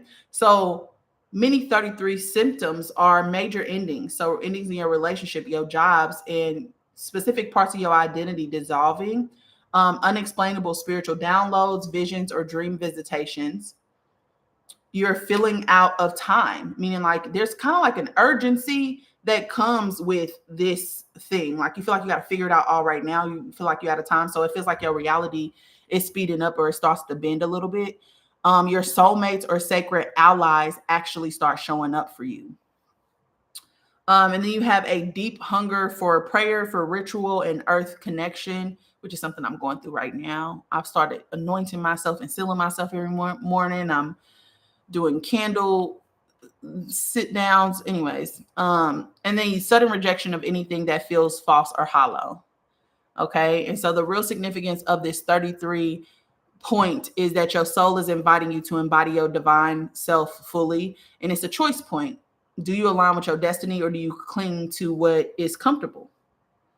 Okay. So the universe will often strip away what is no longer fit for your soul, and it clears the runway for you to take flight. Okay. So that's 33. And then the next one, or the next significant one, what is going on here? Sorry, y'all. I'm having a energy release in my arm.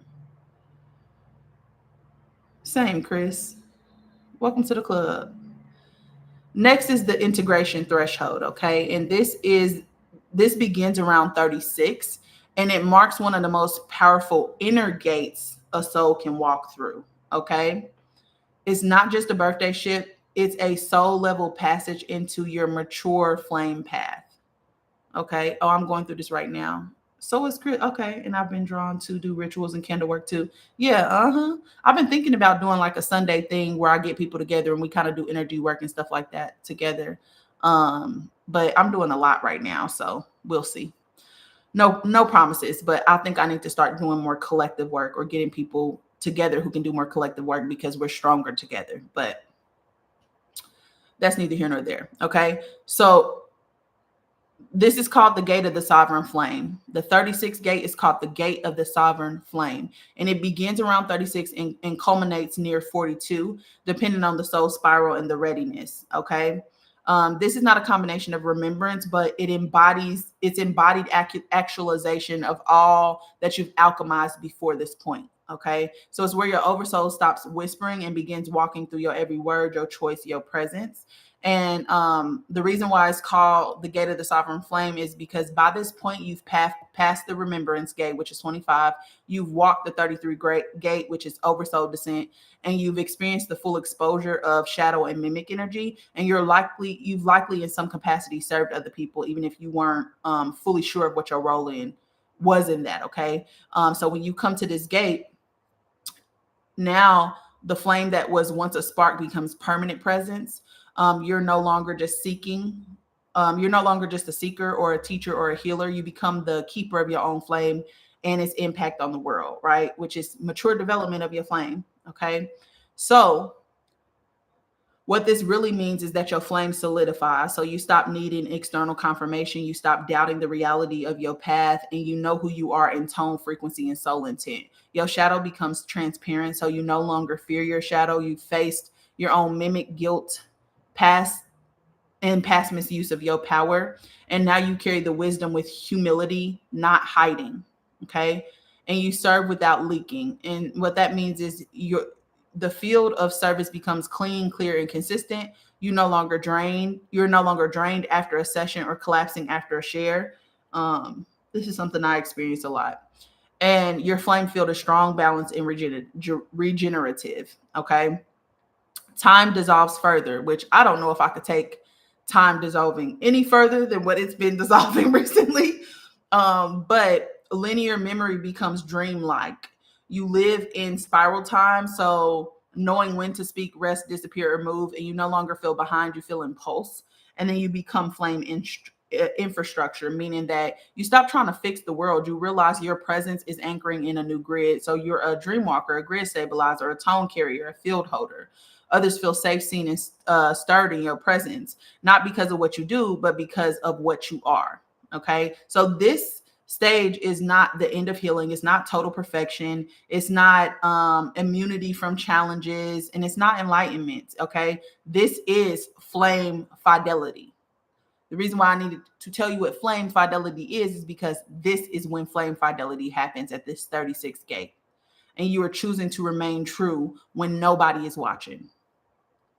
Okay. So those are the threshold points. Now, the people that you're going to meet on your journey, let's talk about them. And these people can either act as like a catalyst to your spiritual awakening, or maybe they help you to realize something that you did not realize before. What I'm doing right now, maybe they're giving you information that you didn't have access to, whatever the case may be. Okay. So they're going to be people on your spiritual journey that act as a catalyst for your spiritual awakening. They're not just a person, though. They're a sacred archetype crossing your life at exactly the right time, meaning that this was put into your soul contract. Okay.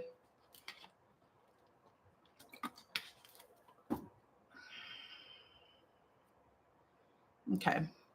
So the first is the soul catalyst. And the soul catalyst is one who speaks the ignition of deep interchange, one who sparks the ignition of deep interchange. Okay. These are people who you come across who make you start reevaluating yourself, right? And then you have the sacred mirror. These are people who reflect back your true self, even if it's painful, meaning that these are the people who are mirroring you. They're just doing to you what you do to other people. Okay. Then you have gatekeepers. Gatekeepers are people who open the doorways between sleeping and awakening.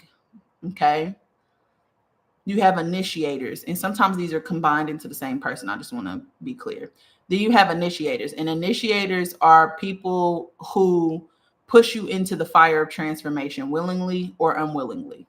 Okay. You have sacred disruptors, and those are people whose presence shatters the false structure your soul has outgrown.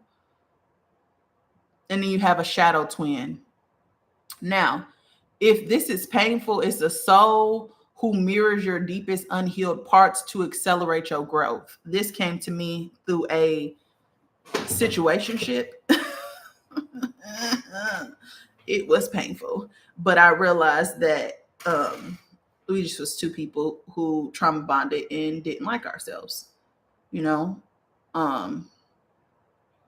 So you have destiny key, which is someone who holds the frequency that unlocks your next timeline. You have flame carriers, and these are people who carry the light that reignites your own flame of memory, meaning that they help you to remember things. Because anything that I tell you, if it sparks a revelation in you, I'm not telling you something new. I'm just helping you remember. Okay. That's what this whole series is about, helping people to remember. I'm not telling you something you don't already know. Okay. Do you have a cosmic lover or a sacred wounder?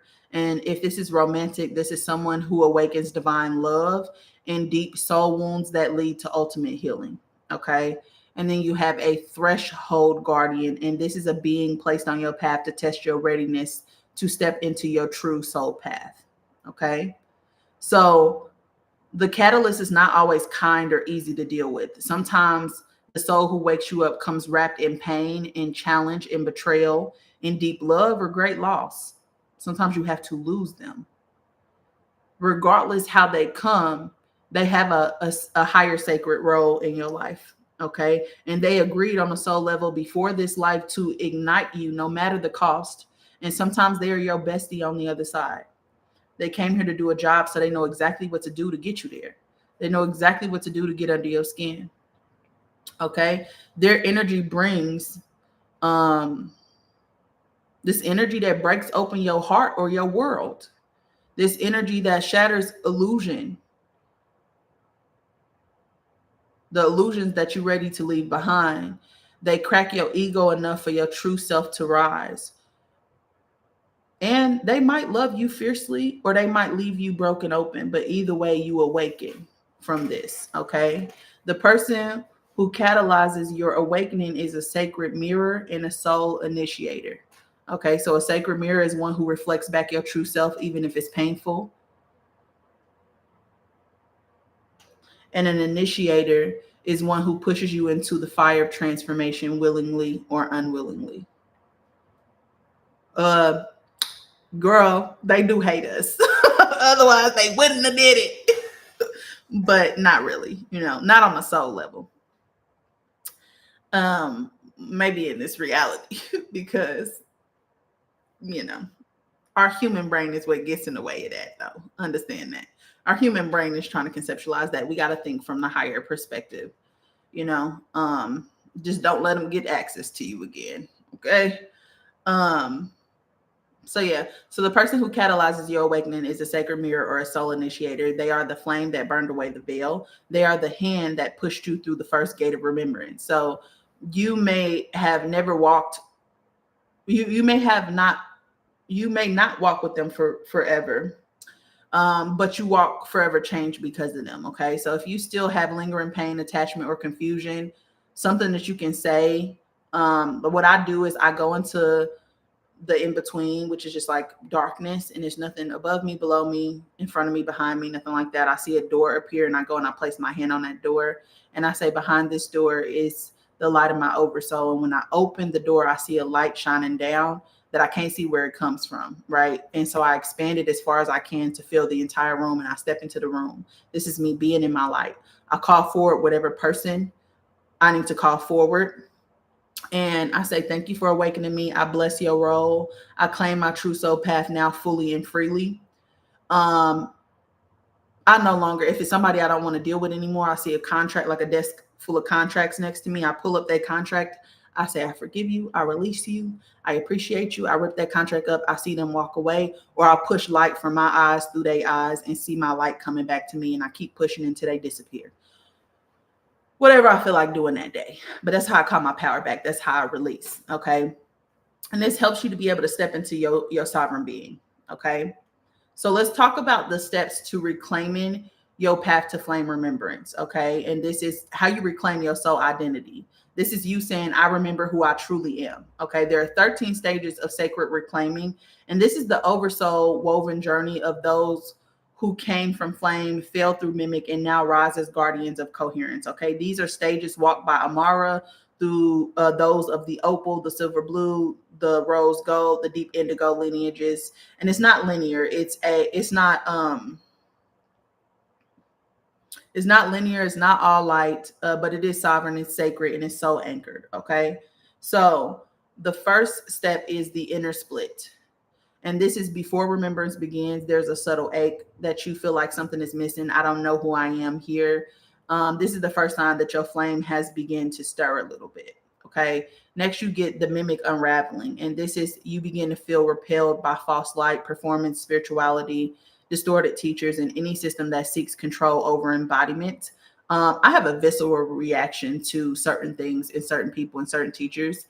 And I don't know what that is about. It's just like I can sense when something ain't right, or when something is not truth, or when something is not spiritual. And I told you about that story about me getting a divination and being told that I need to sit on the mat when it came to Ifa and the Orishas. And she had said in the meeting that she couldn't divine on her period. And I immediately was like, that's not for me, because that feels like patriarchy. It's like I can sense distortion immediately. And it's like my body will not allow me to continue to move forward.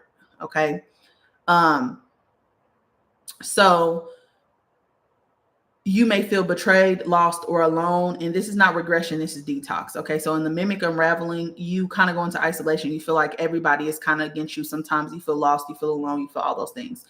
The third step is the silence womb, and this is the call to sacred withdrawal. Okay, so this is not a escape, this is containment. This is when the oversoul descends deeper and requires the field to be emptied of interference. So you may lose friends, clarity, ambition, but this is a necessary part of this remembrance. Okay, next you have the memory fire. And the memory fire is when you begin to dream, sense, feel, and remember fragments. And basically the fragments are flame temples and sacred oaths and star worlds and crystal bodies and lives before Earth. And this isn't fantasy, it's encoded oversoul data surfacing in symbols. So this for me happened through dreams. I started having dreams that connected one day, like all just connected one day. And it was like, oh my gosh, this is all the same thing. So this happened for me in the dream space. Okay. And then next you have the grief gate. Okay. I feel like a lot of people get stuck here and they stay here, and you're not supposed to stay here. Okay. So as your memory starts to return, so does grief. So does sacred grief. Okay. Grief for what was lost, for how the flame was used, and for how you forgot yourself. And many get stuck here, like I said, believing grief means that they are broken, but it is a sacred purifier. Grief is a portal. Grief is something you're supposed to walk through. Okay. Then you get the flame reforging, and you begin to reclaim your power, not as performance, but as presence. And this is the phase of ritual. So you start anointing, you start doing candle work, you start doing grid work or grid activation, you start doing voice reclaiming, sacred refusal, anything that is not aligned with you, you just like, no, halt. Flame journaling, you're journaling your experience, and then also having energetic hygiene. And this is when you become a temple of reentry for your oversoul. Okay. And then you have the shadow flame. And this is what's often left out of flame remembrance. Okay, flame remembrance begins, or flame remembrance brings shadow codes to the surface too. And a lot of people don't talk about that. And you remember how your flame was used to control other people, to abandon yourself, to anchor, mimic timelines. But this is not an area that you want to be shameful about. Is to redeem the totality, because you're not just light. You are also shadow. You are not just light. Okay. So flame without shadow becomes performance. Shadow without flame becomes collapse. Okay. So you were born to walk the middle path of flame integration. And this is how you integrate. Okay. So next you have the elemental reweaving. And this is where you start to remember how your flame speaks through the elements. Okay. Fire is command, it's clarity, and it's destruction of mimic. It's speaking your truth. Water is memory, emotion, and restoration. Okay. That a lot of that water energy comes through your dreams. Okay. Because dreams, water, same, potato, potato, tomato, tomato. Okay. But also your emotions, doing things based off of how things make you feel, right? Then you got air, and air is manifestation, it's prayer, it's declaration, it's speaking, it's the breath of life.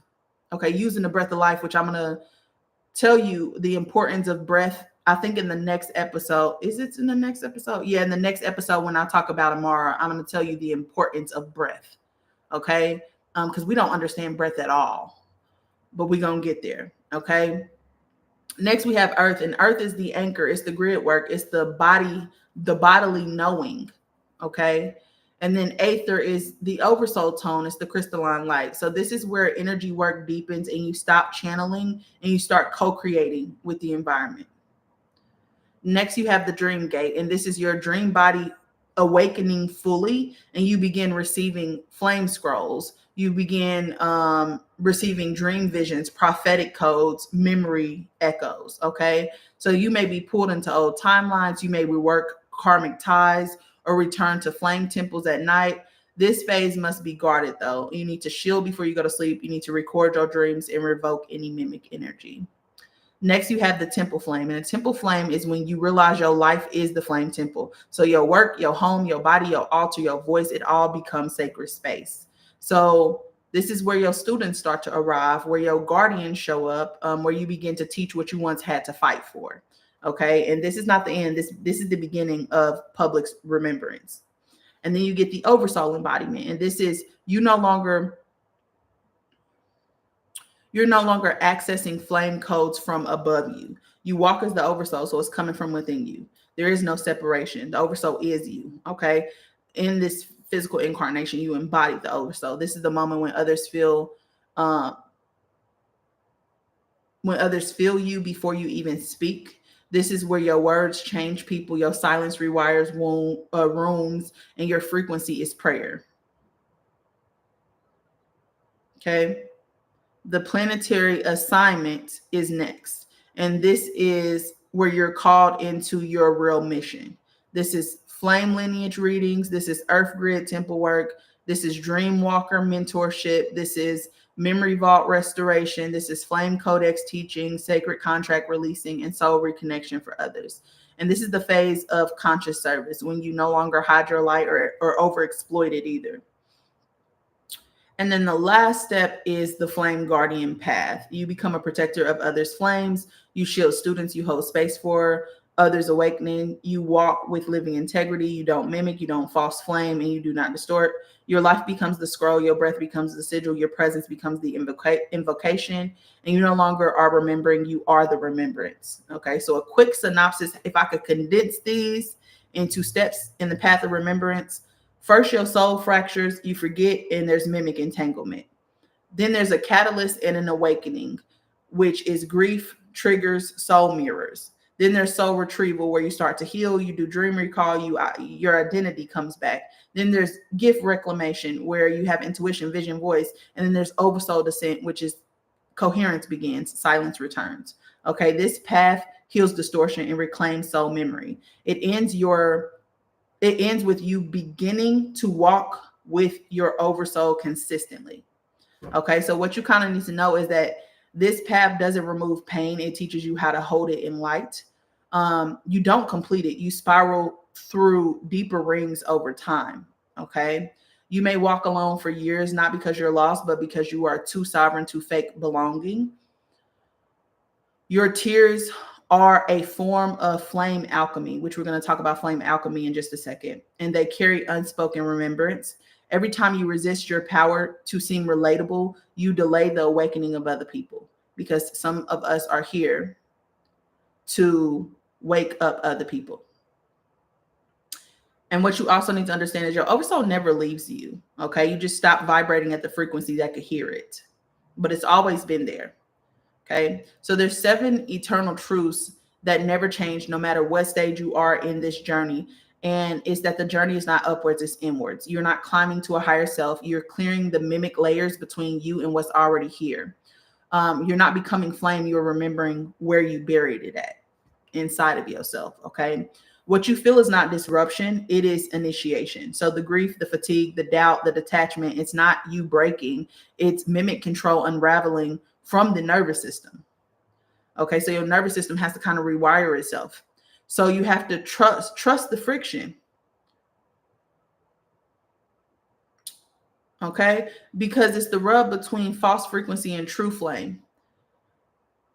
The other thing you have to understand is you don't heal the past, you integrate the gift it was guarding. Okay, so every wound you resist has a frequency hidden inside of it. Let me say that again. Every wound you resist has a frequency hidden inside of it. The pain is not the truth. The pain is the protector of the truth. Remember, I said that Amara chose the lines that she chose because they were steeped in trauma and they were steeped in pain. And you can hide things in pain. It's the vehicle that you hide things in. So when I say tears are portals, it helps you to walk through, it helps you to gain access to the codes.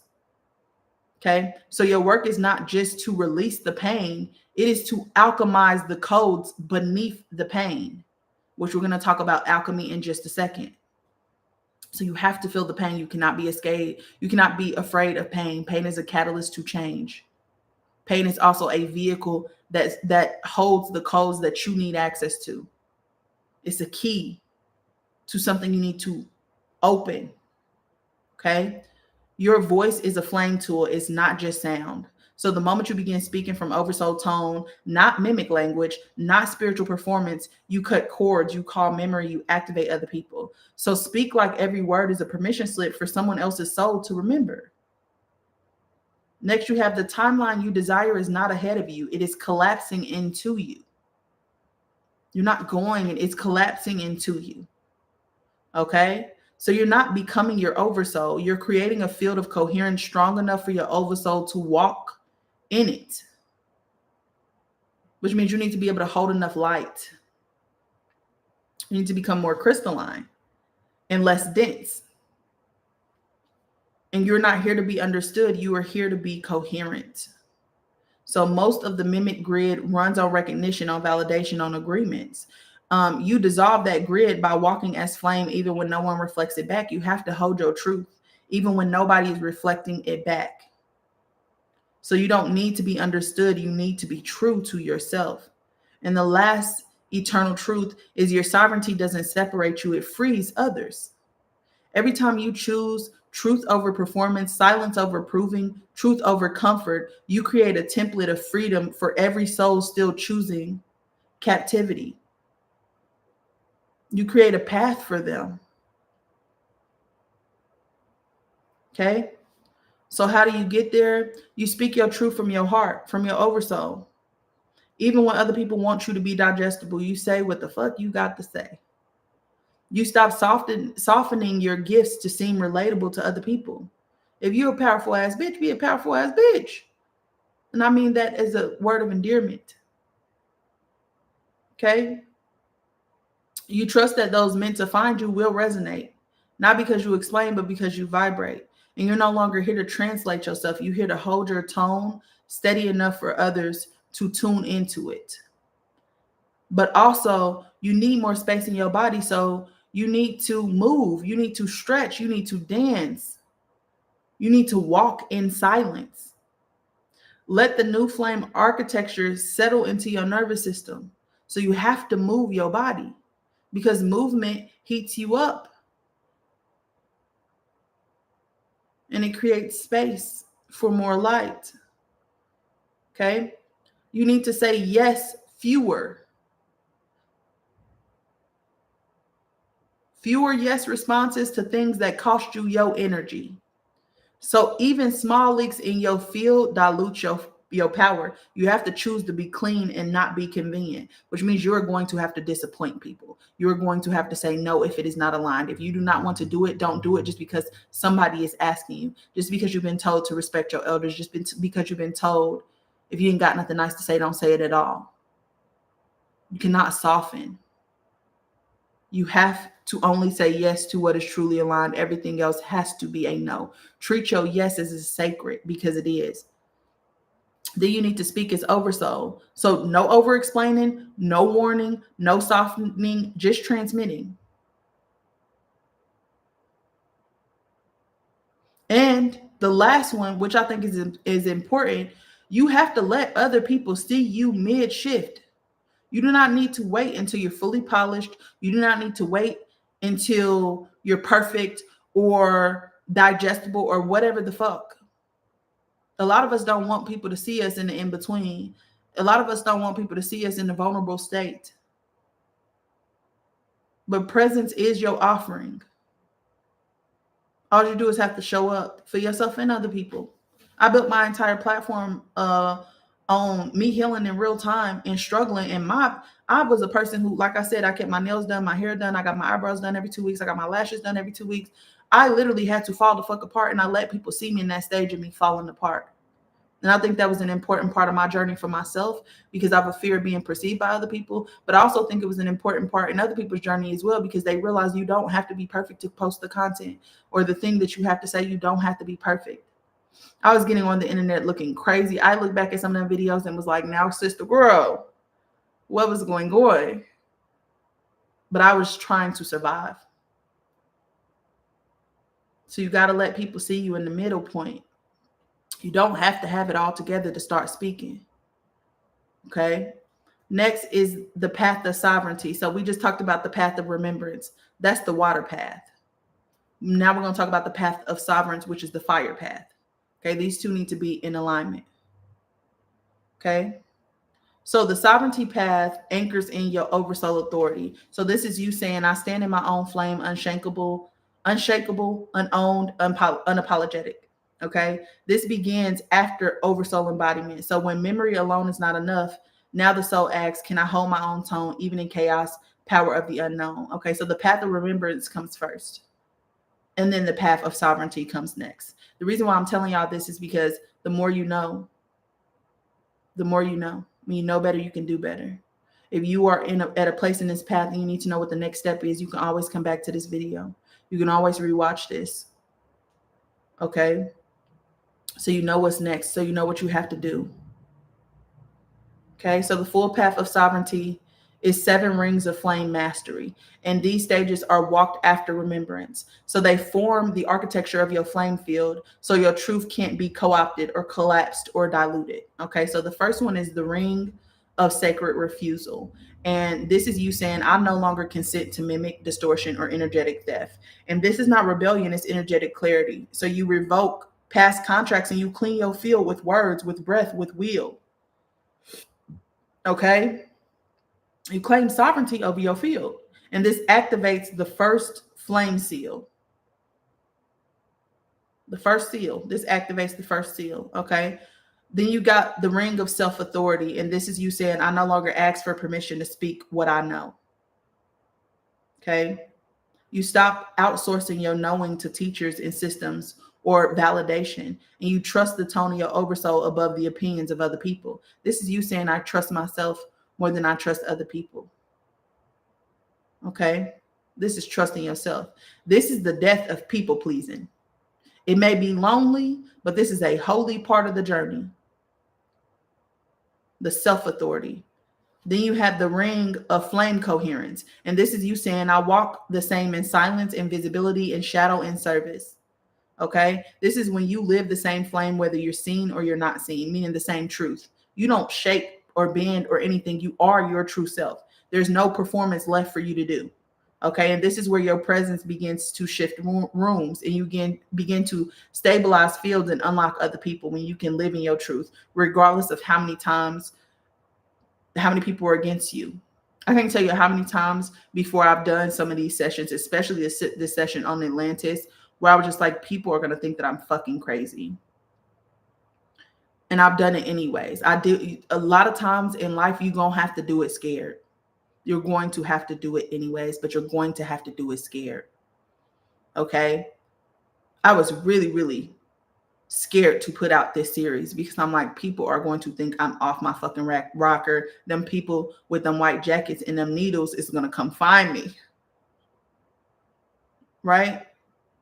But I know it's my truth because I have visions and I have memories of Atlantis. So I know it existed. I know what it looks like. I know what its buildings look like. I know what its crystal rooms look like. I was terrified of saying this because I thought I was going to attract the wrong attention. But you know what I did? I claimed my authority. I put protection over my work. Only people who are truly aligned and who are ready to remember, those are the people who could find me.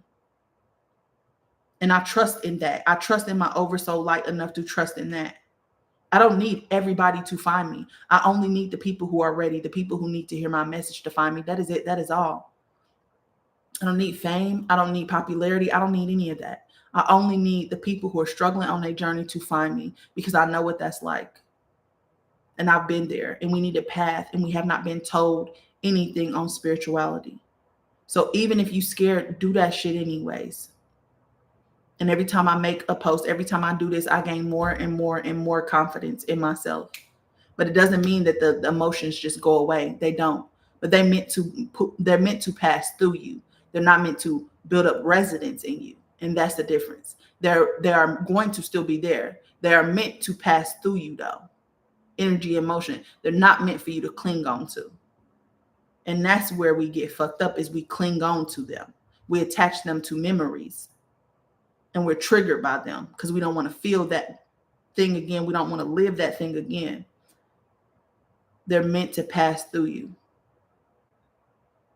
Okay. So Next is flame coherence. And this is you saying, oh, we already did that one. Next is the ring of temple stewardship. Okay. So this is you saying, my body, my voice, my home, my offerings are sacred infrastructure. So you no longer see your life as separate from your mission. Your home becomes your temple. Your work becomes your activation, and your words become flame keys. Okay. You attract those who are meant to awaken through your field. Okay. Not marketing. Okay. Next, you have the ring of flame boundaries. All right. And this is when you decide what enters your space, your energy, your time, and your tone. This is when your energetic hygiene becomes sovereign. So there's no more bypassing, no more leaking, no fear of being too much. Okay. This is where you guard what is holy. And it's not from fear, but from frequency clarity. You understand how important it is for you to be clear. And then you have the ring of sacred power. And this is where you say, I use my gifts with precision, with humility and devotion. You no longer overgive or undervalue your own brilliance, downplay your own brilliance, right? You wield your intuition, your voice, your sight with discipline and grace. So you stop collapsing when others project onto you. You simply stand in your field, which is something I talked to you about earlier in this episode, right? Regardless of the projections, you know who you are. And your truth is more important than other people's truth of you. Okay. And then the last is the ring of pillarhood. And this is you saying, I walk as oversoul architecture of earth. And this is where the journey becomes embodiment. You're not doing spiritual work. You are the scroll. You're no longer affected by mimic timelines because your flame is sovereign infrastructure. And let me speak on this real quick. Okay. Barely. I've gotten a lot of people reaching out to me about what's happening with ICE, right? When you get to a place of your journey, when you start to be the living pillar, you can tell what's propaganda and what's not propaganda. Do I think that protests are happening? Absolutely. Do I think riots are happening? Absolutely not. I think that they have held those people after curfew on purpose so that they could have a paper trail of it being a riot. I think a lot of the things that we see in the media of them throwing the bricks and stuff onto cop cars, that's propaganda. Those are their own people. When you start to hold as the living pillar, you can see straight through the distortion and straight through to the lie. And they always gonna give you a little bit of the truth and a little bit of a lie. I don't think everything that we've been told is the full truth. Okay. And so when you're no longer affected by that, because what you got to understand is, and I explained this to y'all last time when I talked about the timeline split, right? We share the same space with that energy, regardless of if you are tapped in with it or not. If you feed into that energy, you are choosing that timeline. And that's why social media was an important part. And that's why they needed social media. And that's why social media is now owned by who it's owned by, because they could leverage it. They could use it. They could use it as a media outlet to regain your attention and your focus. And they need to do that because they pull you back into those timelines. So understand that just because you see it don't mean that that's the frequency that you vibrating at. Just because you see it don't mean that you own that timeline. But the people who are responding to it, and I talked to y'all, I did a video earlier this week about attachments. Go watch that video, because I talk about how sometimes they'll attach emotional feeders through people, through public outrage, through online outrage. It's a way for them to attach attachments to you. Exactly. Be a viewer, not a participant. Be an observer, not a fixer. Be a witness, not an absorber. You do not have to absorb everything that you witness, because some of it is part of a false timeline that you can see into, but it does not belong to the timeline that you're on. Yes, that movie Straw, he does a lot with Black trauma because it loops you It loops those emotional feeders in your direction because you can resonate with it because it is truth. It is truth. But it triggers people. It triggers people in the wrong way. And it allows this energy to attach to you. I did it. The last video that I posted on all of my social media platforms was about the attachments. Go watch it because I explained to y'all every single attachment that can attach to your field. You, in this episode, I'm going to tell y'all, I told y'all the people that y'all come in contact with that, spark your awakening, but you also need to know the shadow side too. Go watch that video because that is the truth. You do not need to respond and react to everything. If you are a living pillar, you are holding the light regardless of what is happening around you. Okay? All right. So you're no longer affected by mimic timelines because your flame is sovereign infrastructure. Okay? So how do you know if you entered this path? You no longer need feedback to trust your knowing. You feel friction when your flame is diluted, even subtly. You attract deeper students, mirrors, or challenges. Your life begins restructuring itself around truth, not convenience.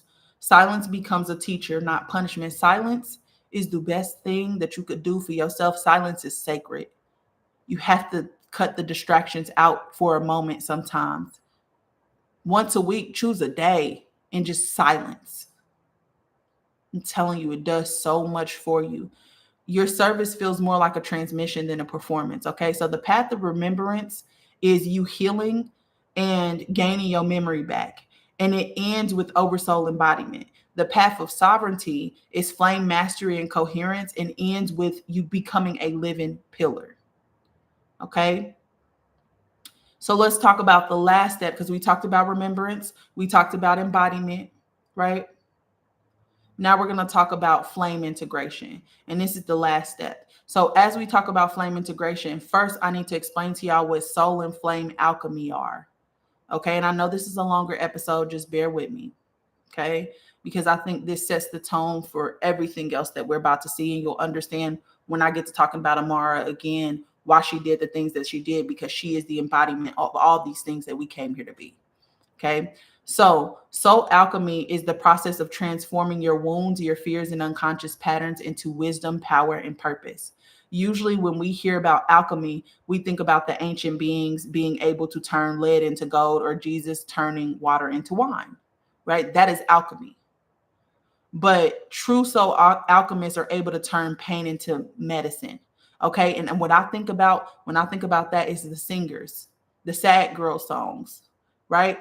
I've always loved sad girl songs, but there's a reason why I always love sad girl songs, because those women are alchemizing their pain into something beautiful. They found a release for it.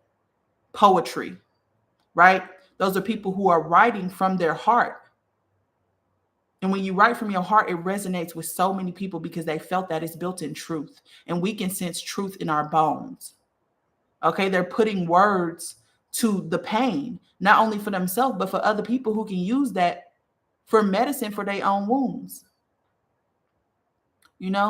Also, it's turning your trauma into your gifts. When I first started reading energy, I could only read emotional energy because I had been through so much and I had felt it before in my lifetime. So when I would be reading this energy, I would basically be able to give an example based off of what I had experienced in life. And every single time it was spot on.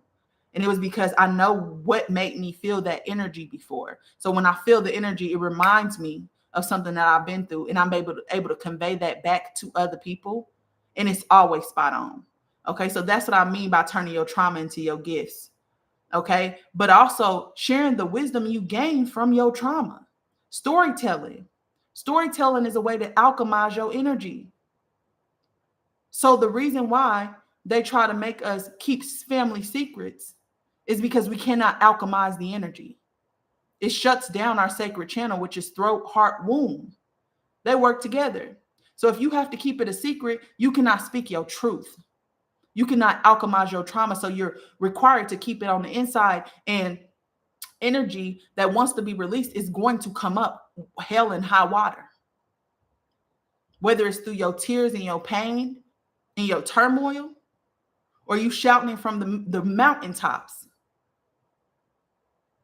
Okay? Or it's going to manifest into dis-ease.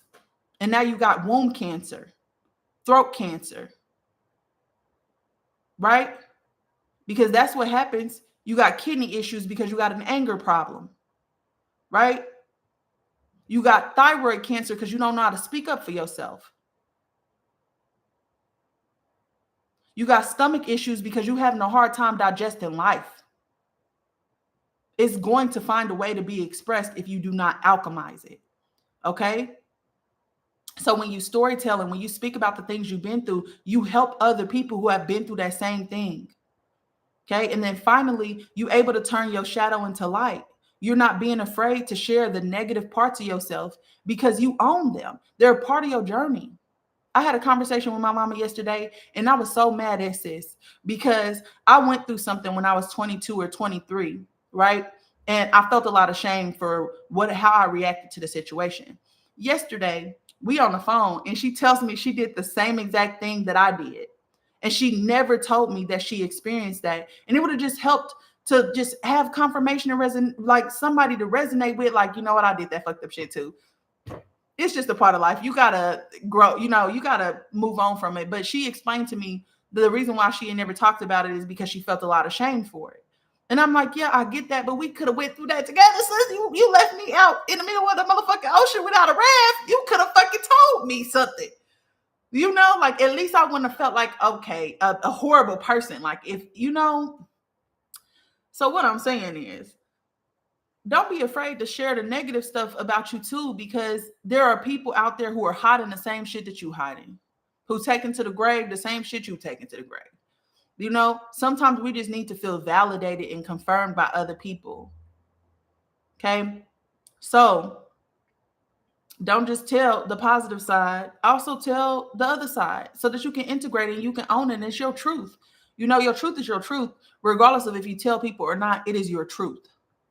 Okay. And if you bury it, it's going to come out in different ways. So alchemy is kind of the opposite of spiritual bypassing. And if you don't know what spiritual bypassing is, it's basically when people speak the language, when they have the look of spirituality, when they put on the mask of spirituality, but they have not done the actual fucking work. A lot of y'all therapists have spiritual bypassed. And that's why they can't really help y'all, because they ain't been through the healing themselves. The best teachers are those who have done the fucking work. And a lot of them is too busy trying to fix other people, and they've never turned that mirror on themselves. The Olivia Popes of the world, right? Okay. So they know the language. They know exactly how it looks, but they haven't actually transmuted the darkness into something sacred. Okay. So the key elements of soul alchemy is going to be the lead in this example is going to be your shadow, your wound, your ego. Okay. And this is where it all starts. It's the part of you that has been rejected, has been suppressed, that feels shame around something. Okay. Your triggers, your traumas, your false mask. Okay. Now in alchemy, lead is heavy and dense and dark, but it's full of potential. So your abandonment wounds become deep compassion and holding for other people. Why? Because you've been there. Your rage becomes boundaries and divine fire, right? Because anger is the part of you that wants to protect you. So you need boundaries because somebody has disrespected something, right? Your shame becomes humility and authentic leadership. Hey, she be loving. Your shame becomes humility. You become humble because of it. You realize you're not exempt. There is no, it could never be me. Not in healing, because it could be you. Absolutely could be you.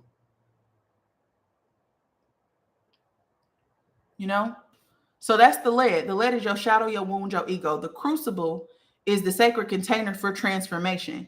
You cannot alchemize raw emotion without a container.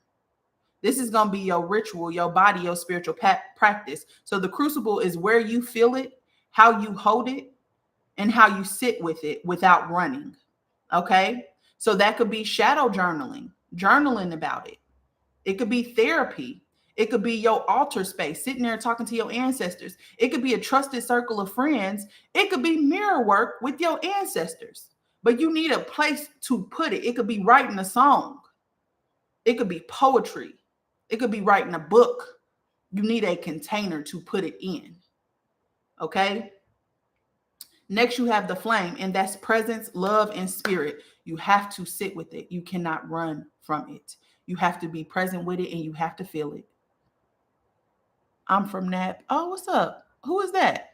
Who's from Nap? I'm from Nap. So that's the divine spark that fuels transformation. This could be source, your higher self, your soul's remembrance. Oh, Terry. Okay, what's up, Terry? Without the flame, you just sit in pain. Okay. With it, you can transmute it. Oh, okay, I got you. With the flame, you can transmute the energy. So the flame burns away illusions and lies, and it reveals the sacred truth that is underneath the pain. Okay, remember I said pain is a container for what's hidden. You need to feel the pain. And then the last part is the gold, is your soul gifts, your power, your purpose, what you reclaim after you do the work. That's the real you. That's what you reclaim after you do the fucking work, is the real you. Okay.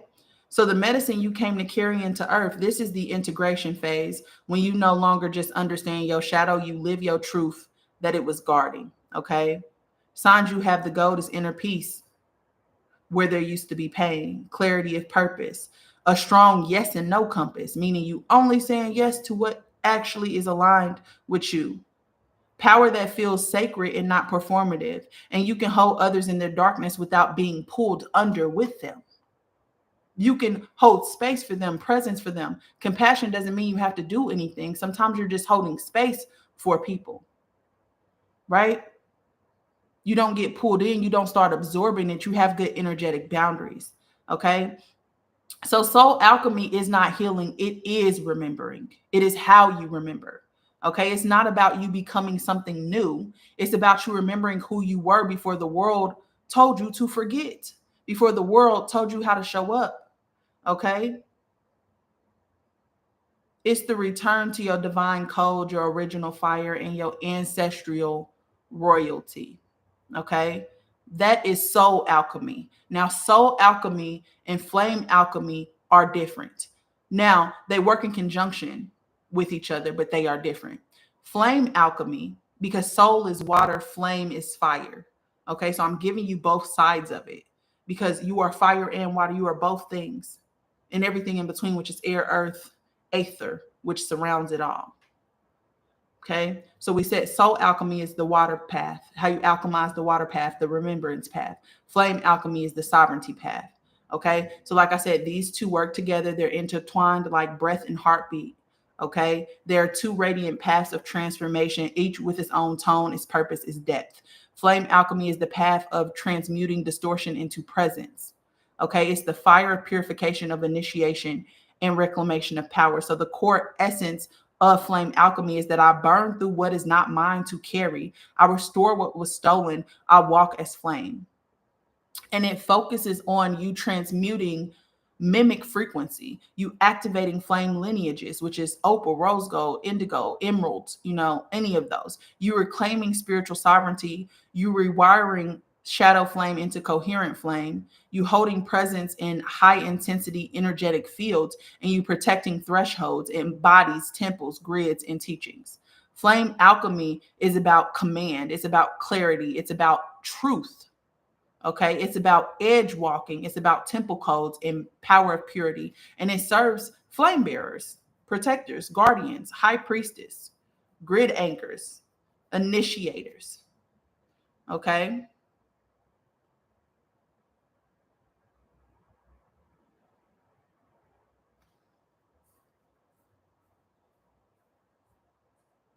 Whereas soul alchemy is the path of healing, remembering, and integrating fragmented aspects of itself, it is the water of wholeness, of dream reclamation, of heart reweaving. Its essence is to remember who you truly are. I retrieve the parts of me that were lost. I become whole again. That focuses on retrieving soul fragments from trauma, healing karmic intertanglements, reuniting your inner child, your past lives, your ancestral gifts, restoring dream visions, and oversoul communication. Feel what has been left unfelt. Listening to the water body's memory. Soul alchemy is about softness, feeling, forgiveness, trust, depth over speed, water codes. And it serves the dreamers, the seers, the healers, the empaths, the memory weavers, and the path restorers. They work together because they yin and yang, fire and water, breath and blood. We often move between them. When in grief, stillness, or in dream, we're in soul alchemy. When in boundaries, powers, or teaching, we're in flame alchemy. Okay, so soul alchemy heals the capacity for you to carry the flame, whereas flame alchemy purifies your field so that you can hear your soul.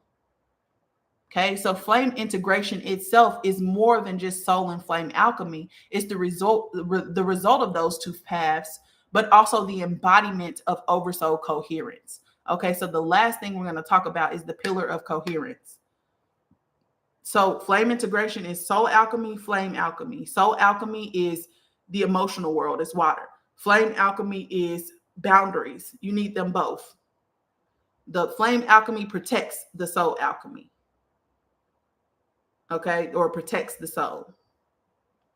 Okay, so the pillar of coherence. This is the last thing you need to understand when it comes to flame integration. This is the access that ties it all together. It is the central thread that weaves through everything you're living. Without it, the pieces stay separate. With it, the path becomes embodiment. Coherence is not about perfection. It's the state of being whole while walking through fragmentation. Okay, so the thresholds that we talked about is about soul timing for activation. Okay, the soul mirrors are about initiators who reflect shadow and truth. The soul and flame alchemy is about internal transformation. Okay, stillness is the listening state where the oversoul can land. But the pillar of coherence is letting you know that you are a temple, you are a flame, but without coherence, your field gets split by mimic timelines, emotional flooding, and performance patterns, which is everything we talked about today. Coherence means what you feel matches what you choose. What you say matches what your anchor. What you carry matches what you give. It's not alignment as in self-help terms, but it's overall frequency in the body being sustained by the choices that you make. Okay, meaning that your emotions, your thoughts and your emotions align so you can take the appropriate action. The coherence is the action that you decide to take because of who you are. Okay, so the spiritual nature of your journey is that, again, you're not climbing a ladder, you're moving in a spiral. Each return is deeper, clearer, and more embodied. Every 7, 9, and 13-year cycle brings you back to the same truth. But now you hold it in a way that won't collapse your nervous system. Because when you start doing the work, your nervous system is rewiring itself. Love you back, Irie. Okay, so every 7, 9, and 13-year cycle brings you back to the same truth. But now you can hold it in a way that won't collapse your nervous system. So the 25-year threshold initiates fragmentation awareness, while the 33-year gate anchors your soul's mission. The 36 to 44 arc restores multidimensional memory. Each one is not a start, it's a turn of this spiral. Okay, so that's what you have to understand within coherence. It spirals. You're always going to come back to the same point. And when you come back, you need to make a choice that's in alignment with you, where you are right now, not what you did before. Where are you right now? How much growth have you made up until this point? Apply the wisdom. Your thoughts and your emotions have to align so you can take the appropriate action. Okay? Have you done the work? That's the question. Now you've done the work, can you apply it? Okay, so the first thing you need to understand about coherence is that everything works in a spiral nature. You will always come back to the same point, but this time with heightened awareness. You have to make the choice that's in coherence with you. The second thing you need to understand is the law of soul tone. Okay, every soul has a tone, a harmonic signature, which is your frequency. Everything that you come in contact with affects your tone. This clothes that I have on, the words that are coming out of my mouth, it's moving me up and down dimensions, right? What I choose to eat is moving me up and down frequency. Okay. So the law of the soul tone is saying that you hold a specific tone, you hold a specific harmonic frequency. When you speak, when you touch, when you move, or when you choose in your true tone, you become magnetic. Okay. Your thoughts are electric, your heart and your womb are magnetic. Okay. You need to be heart led. Remember, high consciousness before Christ consciousness. You need to be heart led.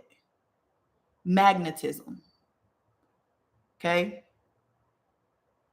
The flame is the fire. The soul tone is the song. Okay. Your coherence comes from walking as your true tone, not just your true thoughts.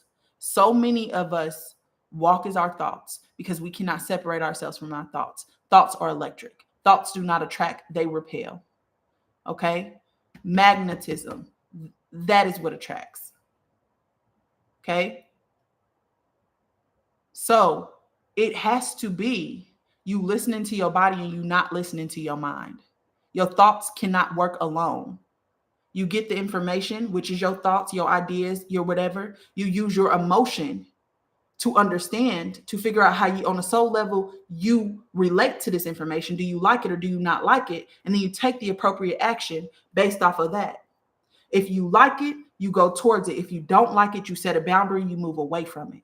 That is what coherence is. The Holy Trinity, the thoughts, the emotions, the actions, the mind, the body, the soul, in alignment. The Mother, the Father, the Son, in alignment. Those are your three states of consciousness: thoughts, emotions, actions. Thoughts cannot work alone. So many of us are stuck in our mind. The mind is the matrix. The mind cannot help you to make the decision. The mind has to be paired with the soul, which is the emotion. The thoughts have to be paired with the emotions. How do you feel about what you just received? Then you can take the appropriate action. But until those two things marry, the masculine and the feminine, the thought and the emotion, you're not able to make conscious decisions based on who you are on a soul level. It's not just your thoughts. It is your heart. You need to feel into your body. How does that make you feel? If it makes you feel good, yes. If it doesn't, boundary, move away. Okay.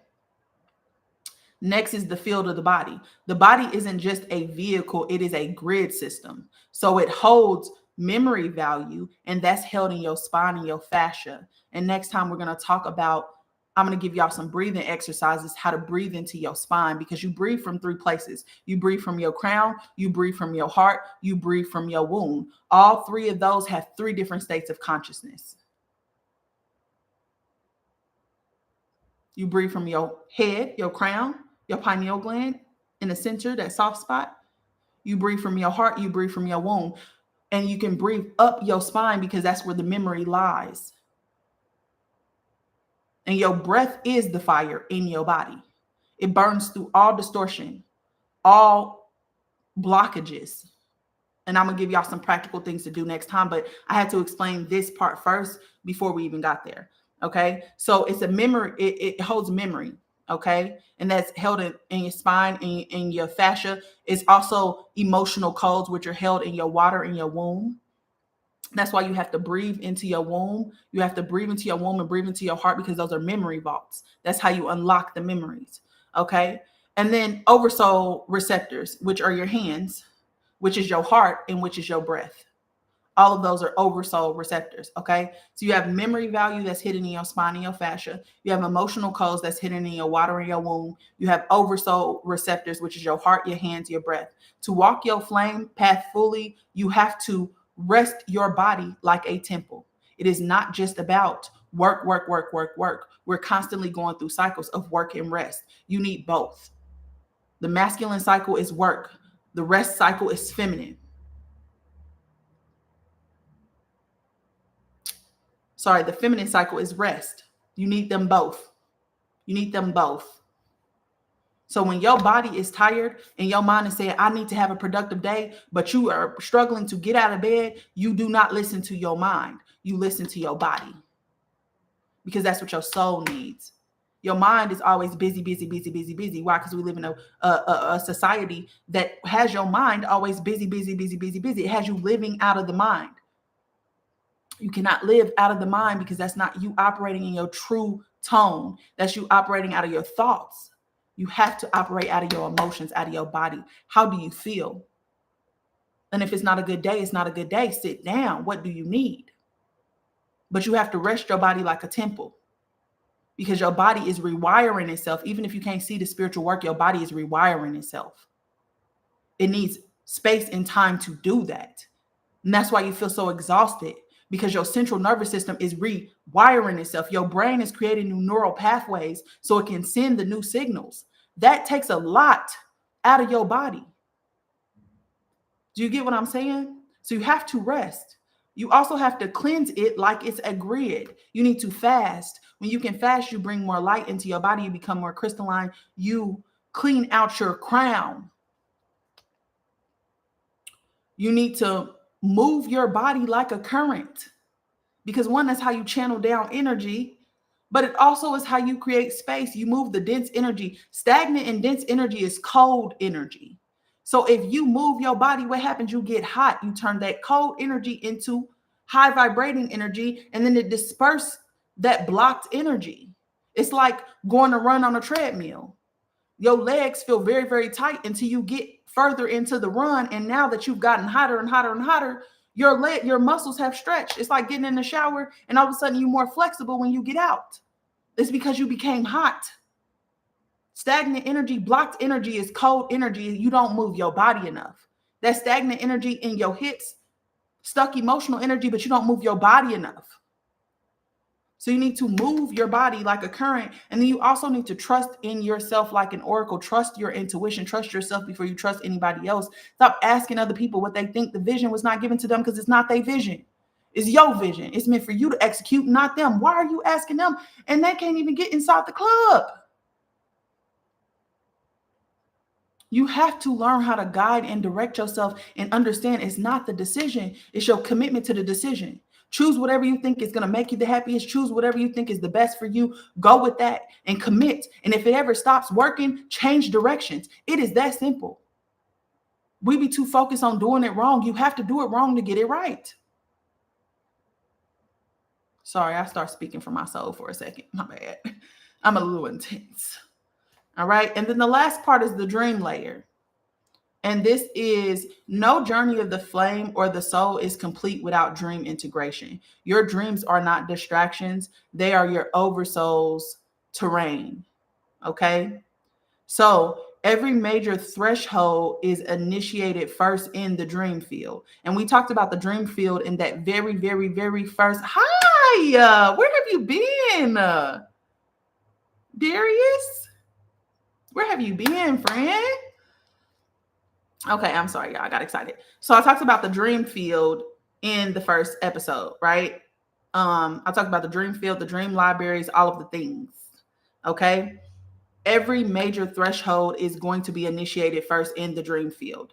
I got initiated through singing. Some people are getting initiated through dolphin initiations, meaning like the dolphins and the whales, the mermaids and shit's coming to them. Some people are being initiated through their ancestors, meaning they'll see a circle of their ancestors around them and they like anoint them or something like that. You know, I'm seeing it in different ways based off of what my clients are telling me.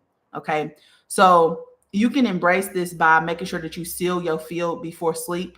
I did that protection class a couple weeks ago. It's for 64.44 on my website. It's 3.5 hours. It teaches you how to protect yourself based on ancient technology, based on how they used to do it. I give you rituals. I give you how to open your heart. I give you how to cleanse your wound. I tell you how to do energy work. We talk about shadow work. We talk about everything in that protection class. Okay. How to make crystal grids around your bed so that you can protect yourself as you sleep. We talk about dream catchers. I'll tell you how to make your own anointing oil and what bases to use, what herbs to use, all of the things. Okay. If you need help with that, that's there. So you need to seal your field before you go to sleep. You need to ask that only your true oversoul tone is able to enter your dream gates. You need to record subtle impressions not just the big visions. Like, you need to record everything. Have a dream journal, okay? And then you need to treat your dreams like a soul map, not just symbols. I actually had this weird dream the other night, which was really crazy. And I understand now it was initiation. It was a 2-part dream. One of them was I was somewhere, and the guy that I was with, and I had been traveling with him for a while, and I could tell that this was a memory. And we were in these tents that kind of looked like circus tents in a way. It was like a huge tenting structure. And I see the guy that I'm with get unalived by this woman, and she put him into a deep freezer, and I could see like her unalive him. I see her put him in a deep freezer, and then the next scene, she's in our room, and we have a map for something, and for some reason on this map I could see a dark, like it was a smudge on the map, and I could see a dark figure like standing on the map. And the only reason why I saw the map is because she was rummaging through his stuff, and she opened the map, and for some reason I knew that this was his soul map. Like, I don't know why, I don't know what it was. And she took the map, and for some reason it appeared on her back, like she tatted it over her back. And I walk into the room, and I'm like, what are you doing? And she's like, oh, I was just looking for something. And she handed me like a razor or something, like something that was his, and was like, oh, I can't find the power cord, whatever. Like, act like she was supposed to be there. And I couldn't let it go of my soul. I knew she wasn't. And I knew something had happened. And so I ran out and I started attacking her.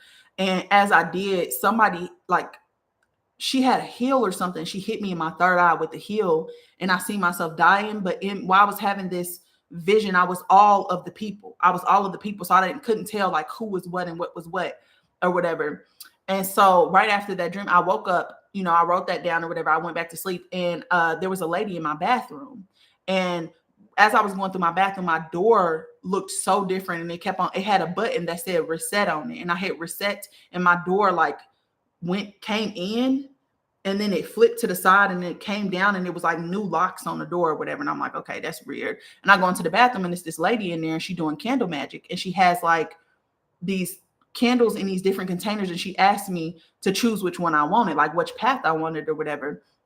And I got like kind of stuck in a second because I was like worried about her like burning this thing or whatever. But she asked me to choose the path. I chose it, and she gave me all three. And then she said she needs to go up to like the other side of my apartment, like up the stairs in my apartment. She wanted to look upstairs, which is like going up into your mind in a dream. And at first I was like, I started to feel shame, but I was like, whatever, she's here to help, whatever it is. And she goes upstairs. She's like, oh, this is kind of crazy. What is this doing here? Whatever. And she initiated me through something, and I had no idea what the hell she was doing. Initiations come in a multitude of different ways, is what I'm basically saying.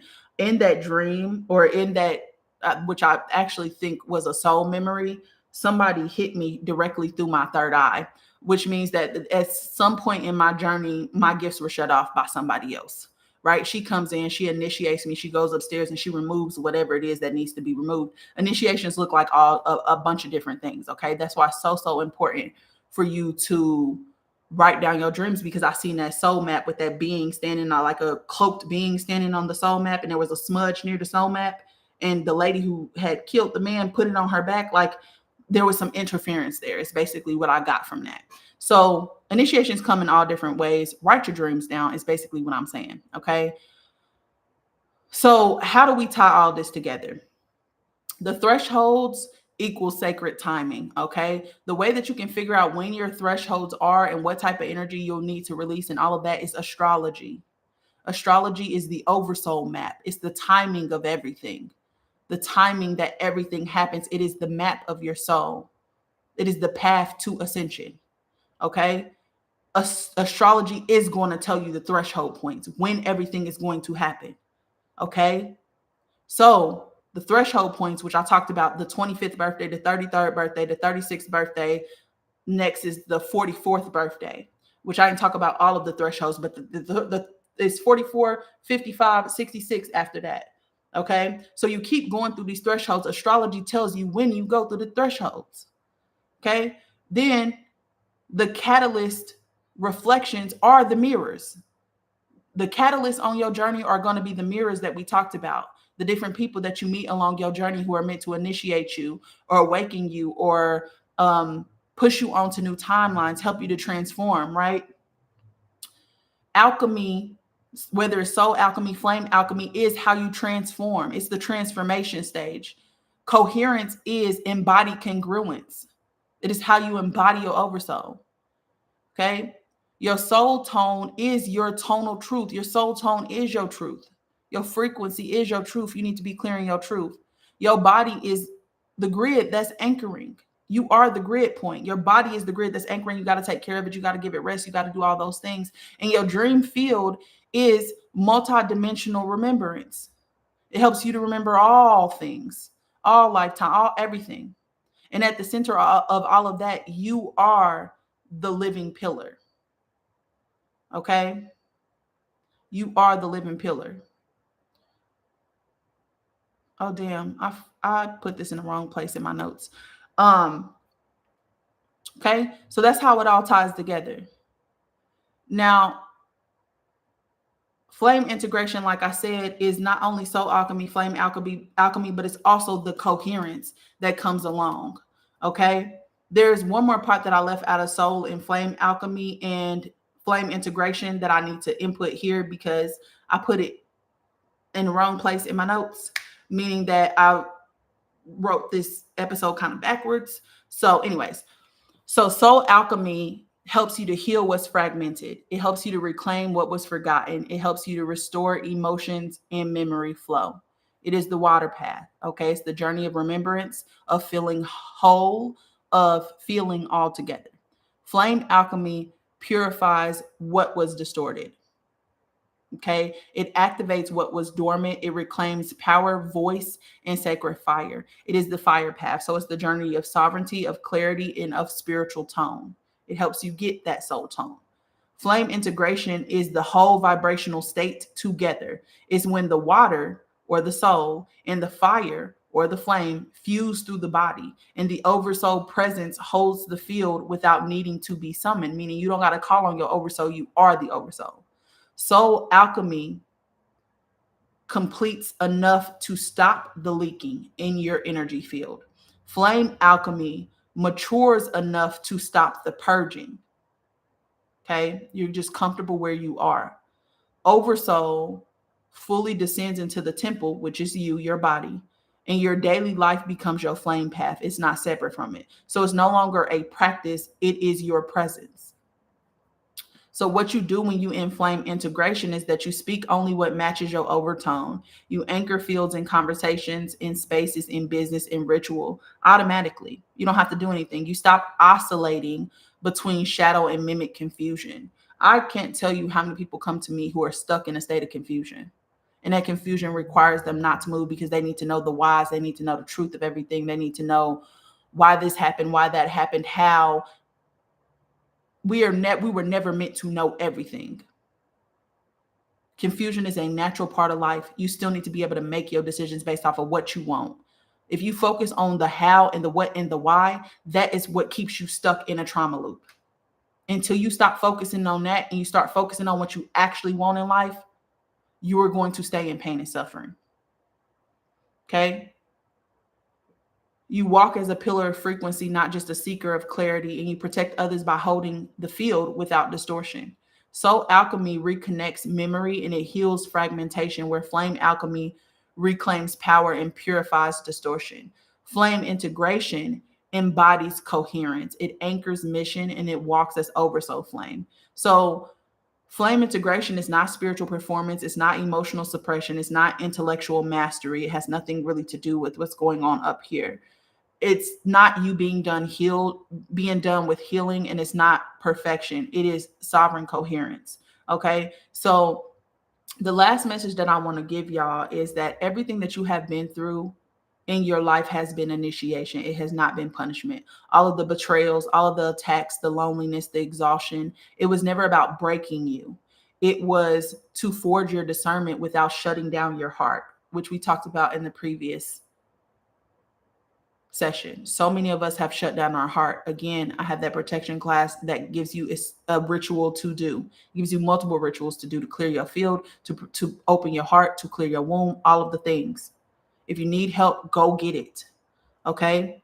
You are built to carry light, but light needs wise boundaries in this dense and distorted world. Otherwise, the light becomes food for those still trapped in the shadows.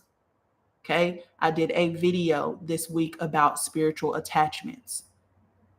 Those are the energies that feed off of your energy. You need to have awareness of what they are and what they do, because in that class, I tell you how to protect yourself from them. Okay. But you need to have awareness of what they do. In that video, I also tell you, you were never meant to become hard. You were meant to become sovereign. There is a difference. You were never meant to stop loving. You were meant to love with wisdom. Meaning, if you burn your hand on that stove, next time you put on a mitten. So what does that look like for you? It looks like you blessing all beings, but only allowing aligned ones to enter into your inner sanctum. It is okay for you to love everybody and have love for everybody, but be selective about who you let get close to you. It's you seeing the divine in everyone, understanding that everybody has a purpose and everybody has a mission, right? But also recognizing when someone is choosing distortion and protecting yourself accordingly. Okay, there's a such thing as being too understanding. Just because you understand why somebody behaves the way that they behave, don't mean that you need to be at the detriment to their dysfunction. It is okay for you to say, you know what? I understand that this is not about me and I don't even take this personal, but at the same time, I am not going to tolerate abuse. I deserve better. It is okay for you to say that. That is not abandoning that person. That is choosing your well-being, because that person is not where you are. That person is not aligned with where you are. You are not meant to fix them, heal them, or save them. They have to choose that for themselves. That is the biggest truth of this whole entire experience. You cannot do the work for other people. You don't even know the plan for other people to be able to do the fucking work for other people. They have to choose that for themselves, or you're not going to be able to save them. Okay? So you have to recognize when they're choosing distortion, and you have to protect yourself. It is okay for you to offer compassion freely. Compassion is just presence, guys. Compassion is just you holding presence for other people, you holding space for other people. But trust needs to be offered slowly. They need to earn it through resonance. They have to show you that they are trustworthy through their resonance first. You can offer compassion. Do not offer your trust so fucking easy. I was very naive in the beginning half of my life because I thought that people act the same way that I did. People operated the same way that I operated. I thought because I was honest, people were honest. Because I was loyal, people were loyal. I got my fucking ass handed to me over and over and over again. I've learned some of the worst lessons through relationships and through friendships because I thought that people operate like me. Do not be naive. That is not the reality that you live in. It is not. Most people are in distortion, period, point blank. Most people are living in distortion. Most people are trying to protect themselves from being hurt. Most people have hardened. They have not chose the path that you have chose. You cannot be naive in that. It's going to cause you a lot more hurt. Okay? Than necessary. You have to release those who harm you without hate. Okay? There is no reason for you to repeat the harm and keep entering into a field that is harming you. If you enter into a field that you know that is harming you, that is self-neglect. That is self-betrayal. And I hate to say it so harshly, but that's the only thing that you can call it. That is self-betrayal and self-harm. If it is harming you, don't keep going over there. Don't keep inserting yourself there. Don't keep thinking that you're enough to change them. It has nothing to do with you. They have to change themselves. They have to see their own value. They have to see their own potential. And just because you can see it doesn't mean that you should tolerate abuse. They can't see it. And that's more important. They can't see it. And if they can't see it, they're not willing to change. You're just going to get hurt. And you're foolish to think otherwise. And I hate to say it that way, but it is the truth.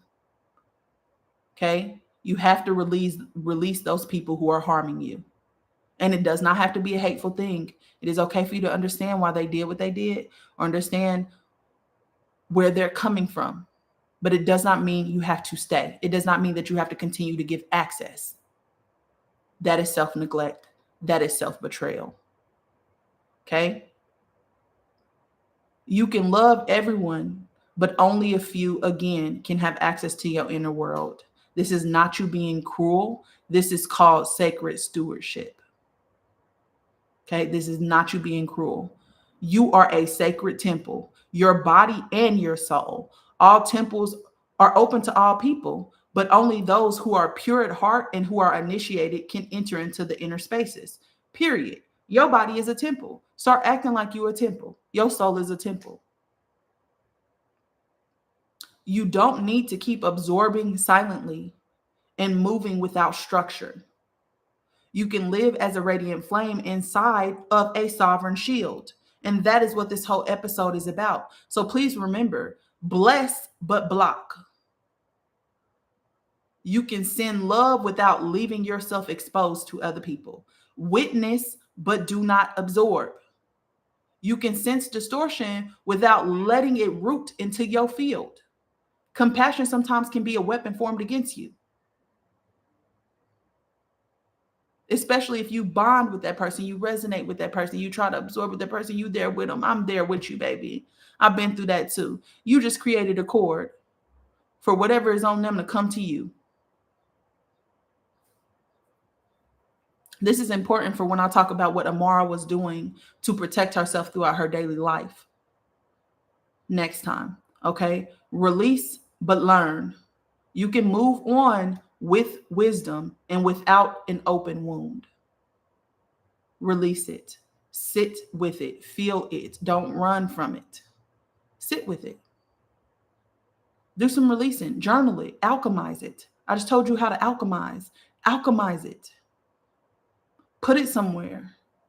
I like to write a letter, then I speak it out loud with conviction, and then I burn it because fire releases, and then I go into visualization. I call that person forward in my light. I take my motherfucking power back. And if I need to cuss them out, I will go ahead and do that too, because balance, baby. You do not need to be perfect. Okay? Love, but filter. You can offer kindness without offering endless access. There's a difference between being nice and being kind. Being nice is you suppressing who you actually are and what you actually want, whereas being kind still holds truth. If you're at a bar and a guy comes up to you at a bar and he says, "Hey, can I buy you a drink?" You look at him and you realize, "No, I'm not interested. There's something off about this." Okay. Being kind is you politely saying, "Hey, I'm not interested. Thank you so much, though." "Well, why ain't you drinking with me? You being boring." "Okay. Thank you for the feedback. But I'm not interested. I'm not drinking today, but I really do appreciate it." That's being kind. Being nice is you collapsing, you giving in. That's what I mean when I say collapsing your field. You know that something is off. You give in because you're being nice, and now your ass is in the hospital because he done roofied your motherfucking drink.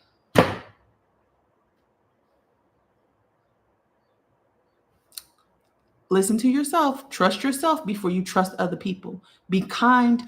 Do not be nice. Okay, so how you need to shield your field before leaving your home. Wrap yourself in golden or crystalline light. Set your intentions. Only love may enter, only love may exit. The way that I do this is I breathe in, and when I breathe in from my crown, or I breathe in from my heart, whichever one I feel. And I breathe in a gold light, and I see a gold ball at my chest. That's on the inhale. On the exhale, I stretch it out 6 feet in each direction. Up, down, left, right, front, back. That is my shield. And then I put a mirror around the entire thing to reflect back whatever anybody trying to send to me. Then I speak over it. Only love may enter, only love may exit. Then I leave my house. You need energetic discernment. Okay, so you need to scan people. When you are meeting new people, breathe into your heart and ask, are they aligned with my highest good? And you need to feel the answer before your mind interferes. For me, I cannot get comfortable around you, or I just will like my face be turned up, balled up. I don't know what it is about you, but you give me the ick. Okay. I don't need to know why I get that ick. I'm comfortable with you giving me the ick because I know that I'm not going to be for everybody, and I hope that everybody ain't for me. Okay. But you need to ask your heart before your mind starts interfering, because there's a part of us that is conditioned towards niceness. No, I need to be nice. No, I'm a Taurus. I'm the friend that people got to come up to and be like, "Now, Taja, be nice." before they bring people around me because I see everything. A Taurus with a Scorpio moon, baby. Ain't nothing getting past me. Right? So a lot of the times we get a bad vibe for people, but our mind tells us to be nice and it gaslights us. Okay? You need to build a relationship with your body, because when you build a relationship with your body, it speaks in truth, or a relationship with your gut. You can't be in a state of overconsumption because your gut is your first line of defense when it comes to intuition. So you need to learn how you digest food because your gut is your first line of defense. Your gut operates in truth. Your heart operates from emotion. Your head operates from logic. If you can get in alignment with your gut, ain't nothing getting past you. Nothing. It operates in truth. Okay? Soul contracts of access. So speak this silently. Only those who honor my soul's sovereignty are allowed into my inner circle. You make a soul contract with yourself. Only those who honor my soul sovereignty are allowed into my inner space. And the last thing is you need to do daily cleansing rituals. Salt baths, get you 1 cup of sea salt, Morton's, Kroger's, $1.50 at most. Smoke cleanse. So, white sage, dragon's blood sage, bad habits, bad habits. Okay. Palo Santo. Okay. Incense. Okay. Nanga Champa, whatever the hell. Smoke cleanse. And you smoke cleanse from the bottom up. Okay. Bottom up. Back down. Or you can go crown to root, root to crown. Okay. But you need to smoke clear, or you can sound clear. Sound bowls, crystal sound bowls, or Tibetan sound bowls. You can clear, and that helps you to sound clearing, removes entities. There is a YouTube channeler called Chakra Vibrations. Yes, crystal bowls. That's one I would use if you're going to use one that is not crystal bowls, meditative mind. Okay, those are the ones I use personally, and I've been using them for 2-3 years now to fix and heal my DNA. I sleep with them. Some nights I do, some nights I don't, but most nights I do. Every single day I sound heal. Every single day. Every single day. Because your body is feminine, and that is feminine energy, sound. Masculine energy is light. Feminine energy is sound. Okay? Or no, sound clearing is the last one, and it helps to remove entities, but it also helps to remove distortions that may have brushed against your field throughout the day. So these are daily things that you do. I don't salt bath daily, but I do smoke clear and I do sound clear every single day. Okay. But whatever you do, do not shut your heart off. Don't stop loving. Just love wisely instead. Love with wisdom. You're not here to stop shining. You're actually here to shine in a way that fills your soul instead of drains it. Okay. Chakra vibrations. Okay. So that is the lesson for today. Next week, we will get back to talking about Amara. Okay. But I need y'all to understand why we came here, what we came here to do, what the path is, and all of the things, because it's going to help you understand why she chose the decisions, why she made the decisions that she did, and also understand why she did the daily rituals that she did as well, which is something we're going to talk about next time, because we're going to do a day in the life, which is basically, yes, this will be on YouTube. We're going to do a day in a life. We're going to talk about what she did during the fall and stuff like that. And you're not going to really understand unless you understand this. Okay. I would suggest going back and listening to this again. But now we move on to the questions from the Patreon. If you're not on my Patreon, I answer questions at the end from my Patreon. You have to be in the Soul Tribe tier. It is www.patreon.com/becomingknown. BECOMINGNOONE. Becoming no one. All right. So Laura said, when standing in integrity, you don't get caught up in distractions and distortions. These stages are so on point. I can visualize experiences from each stage. We are programmed to be busy. So if we have to be still, it feels wrong. It's unlearning and relearning. Yes. Is the soul initiator like somebody who died, whether it's a close friend or a family member or a stranger, killed from social injustice? It actually could be. Yes. So turning 25 is a turn in a spiral. Yes, it's a threshold point, and you get to choose whether or not you're going to walk through that threshold or not. Meaning by your choices, you either choose to service to others or service to self. You either choose to heal and remember, or you choose to stay like you are. Okay, so it's a turning point, it's a threshold point where it helps you to walk back towards remembrance. Okay. Vanessa B said, can you please define what you mean when you say coherence? Got it. I actually just did that. Sorry, I did that later on in the episode. So I know I answered that for you, Vanessa. But coherence is just alignment. It's you making choices that are aligned with your soul, you moving through life with integrity and listening to yourself over other people. Callie said, can breathing through the spine help with remembering grief? What do you mean remembering grief? Are you trying to remember something that was traumatic, or what do you mean by remembering grief?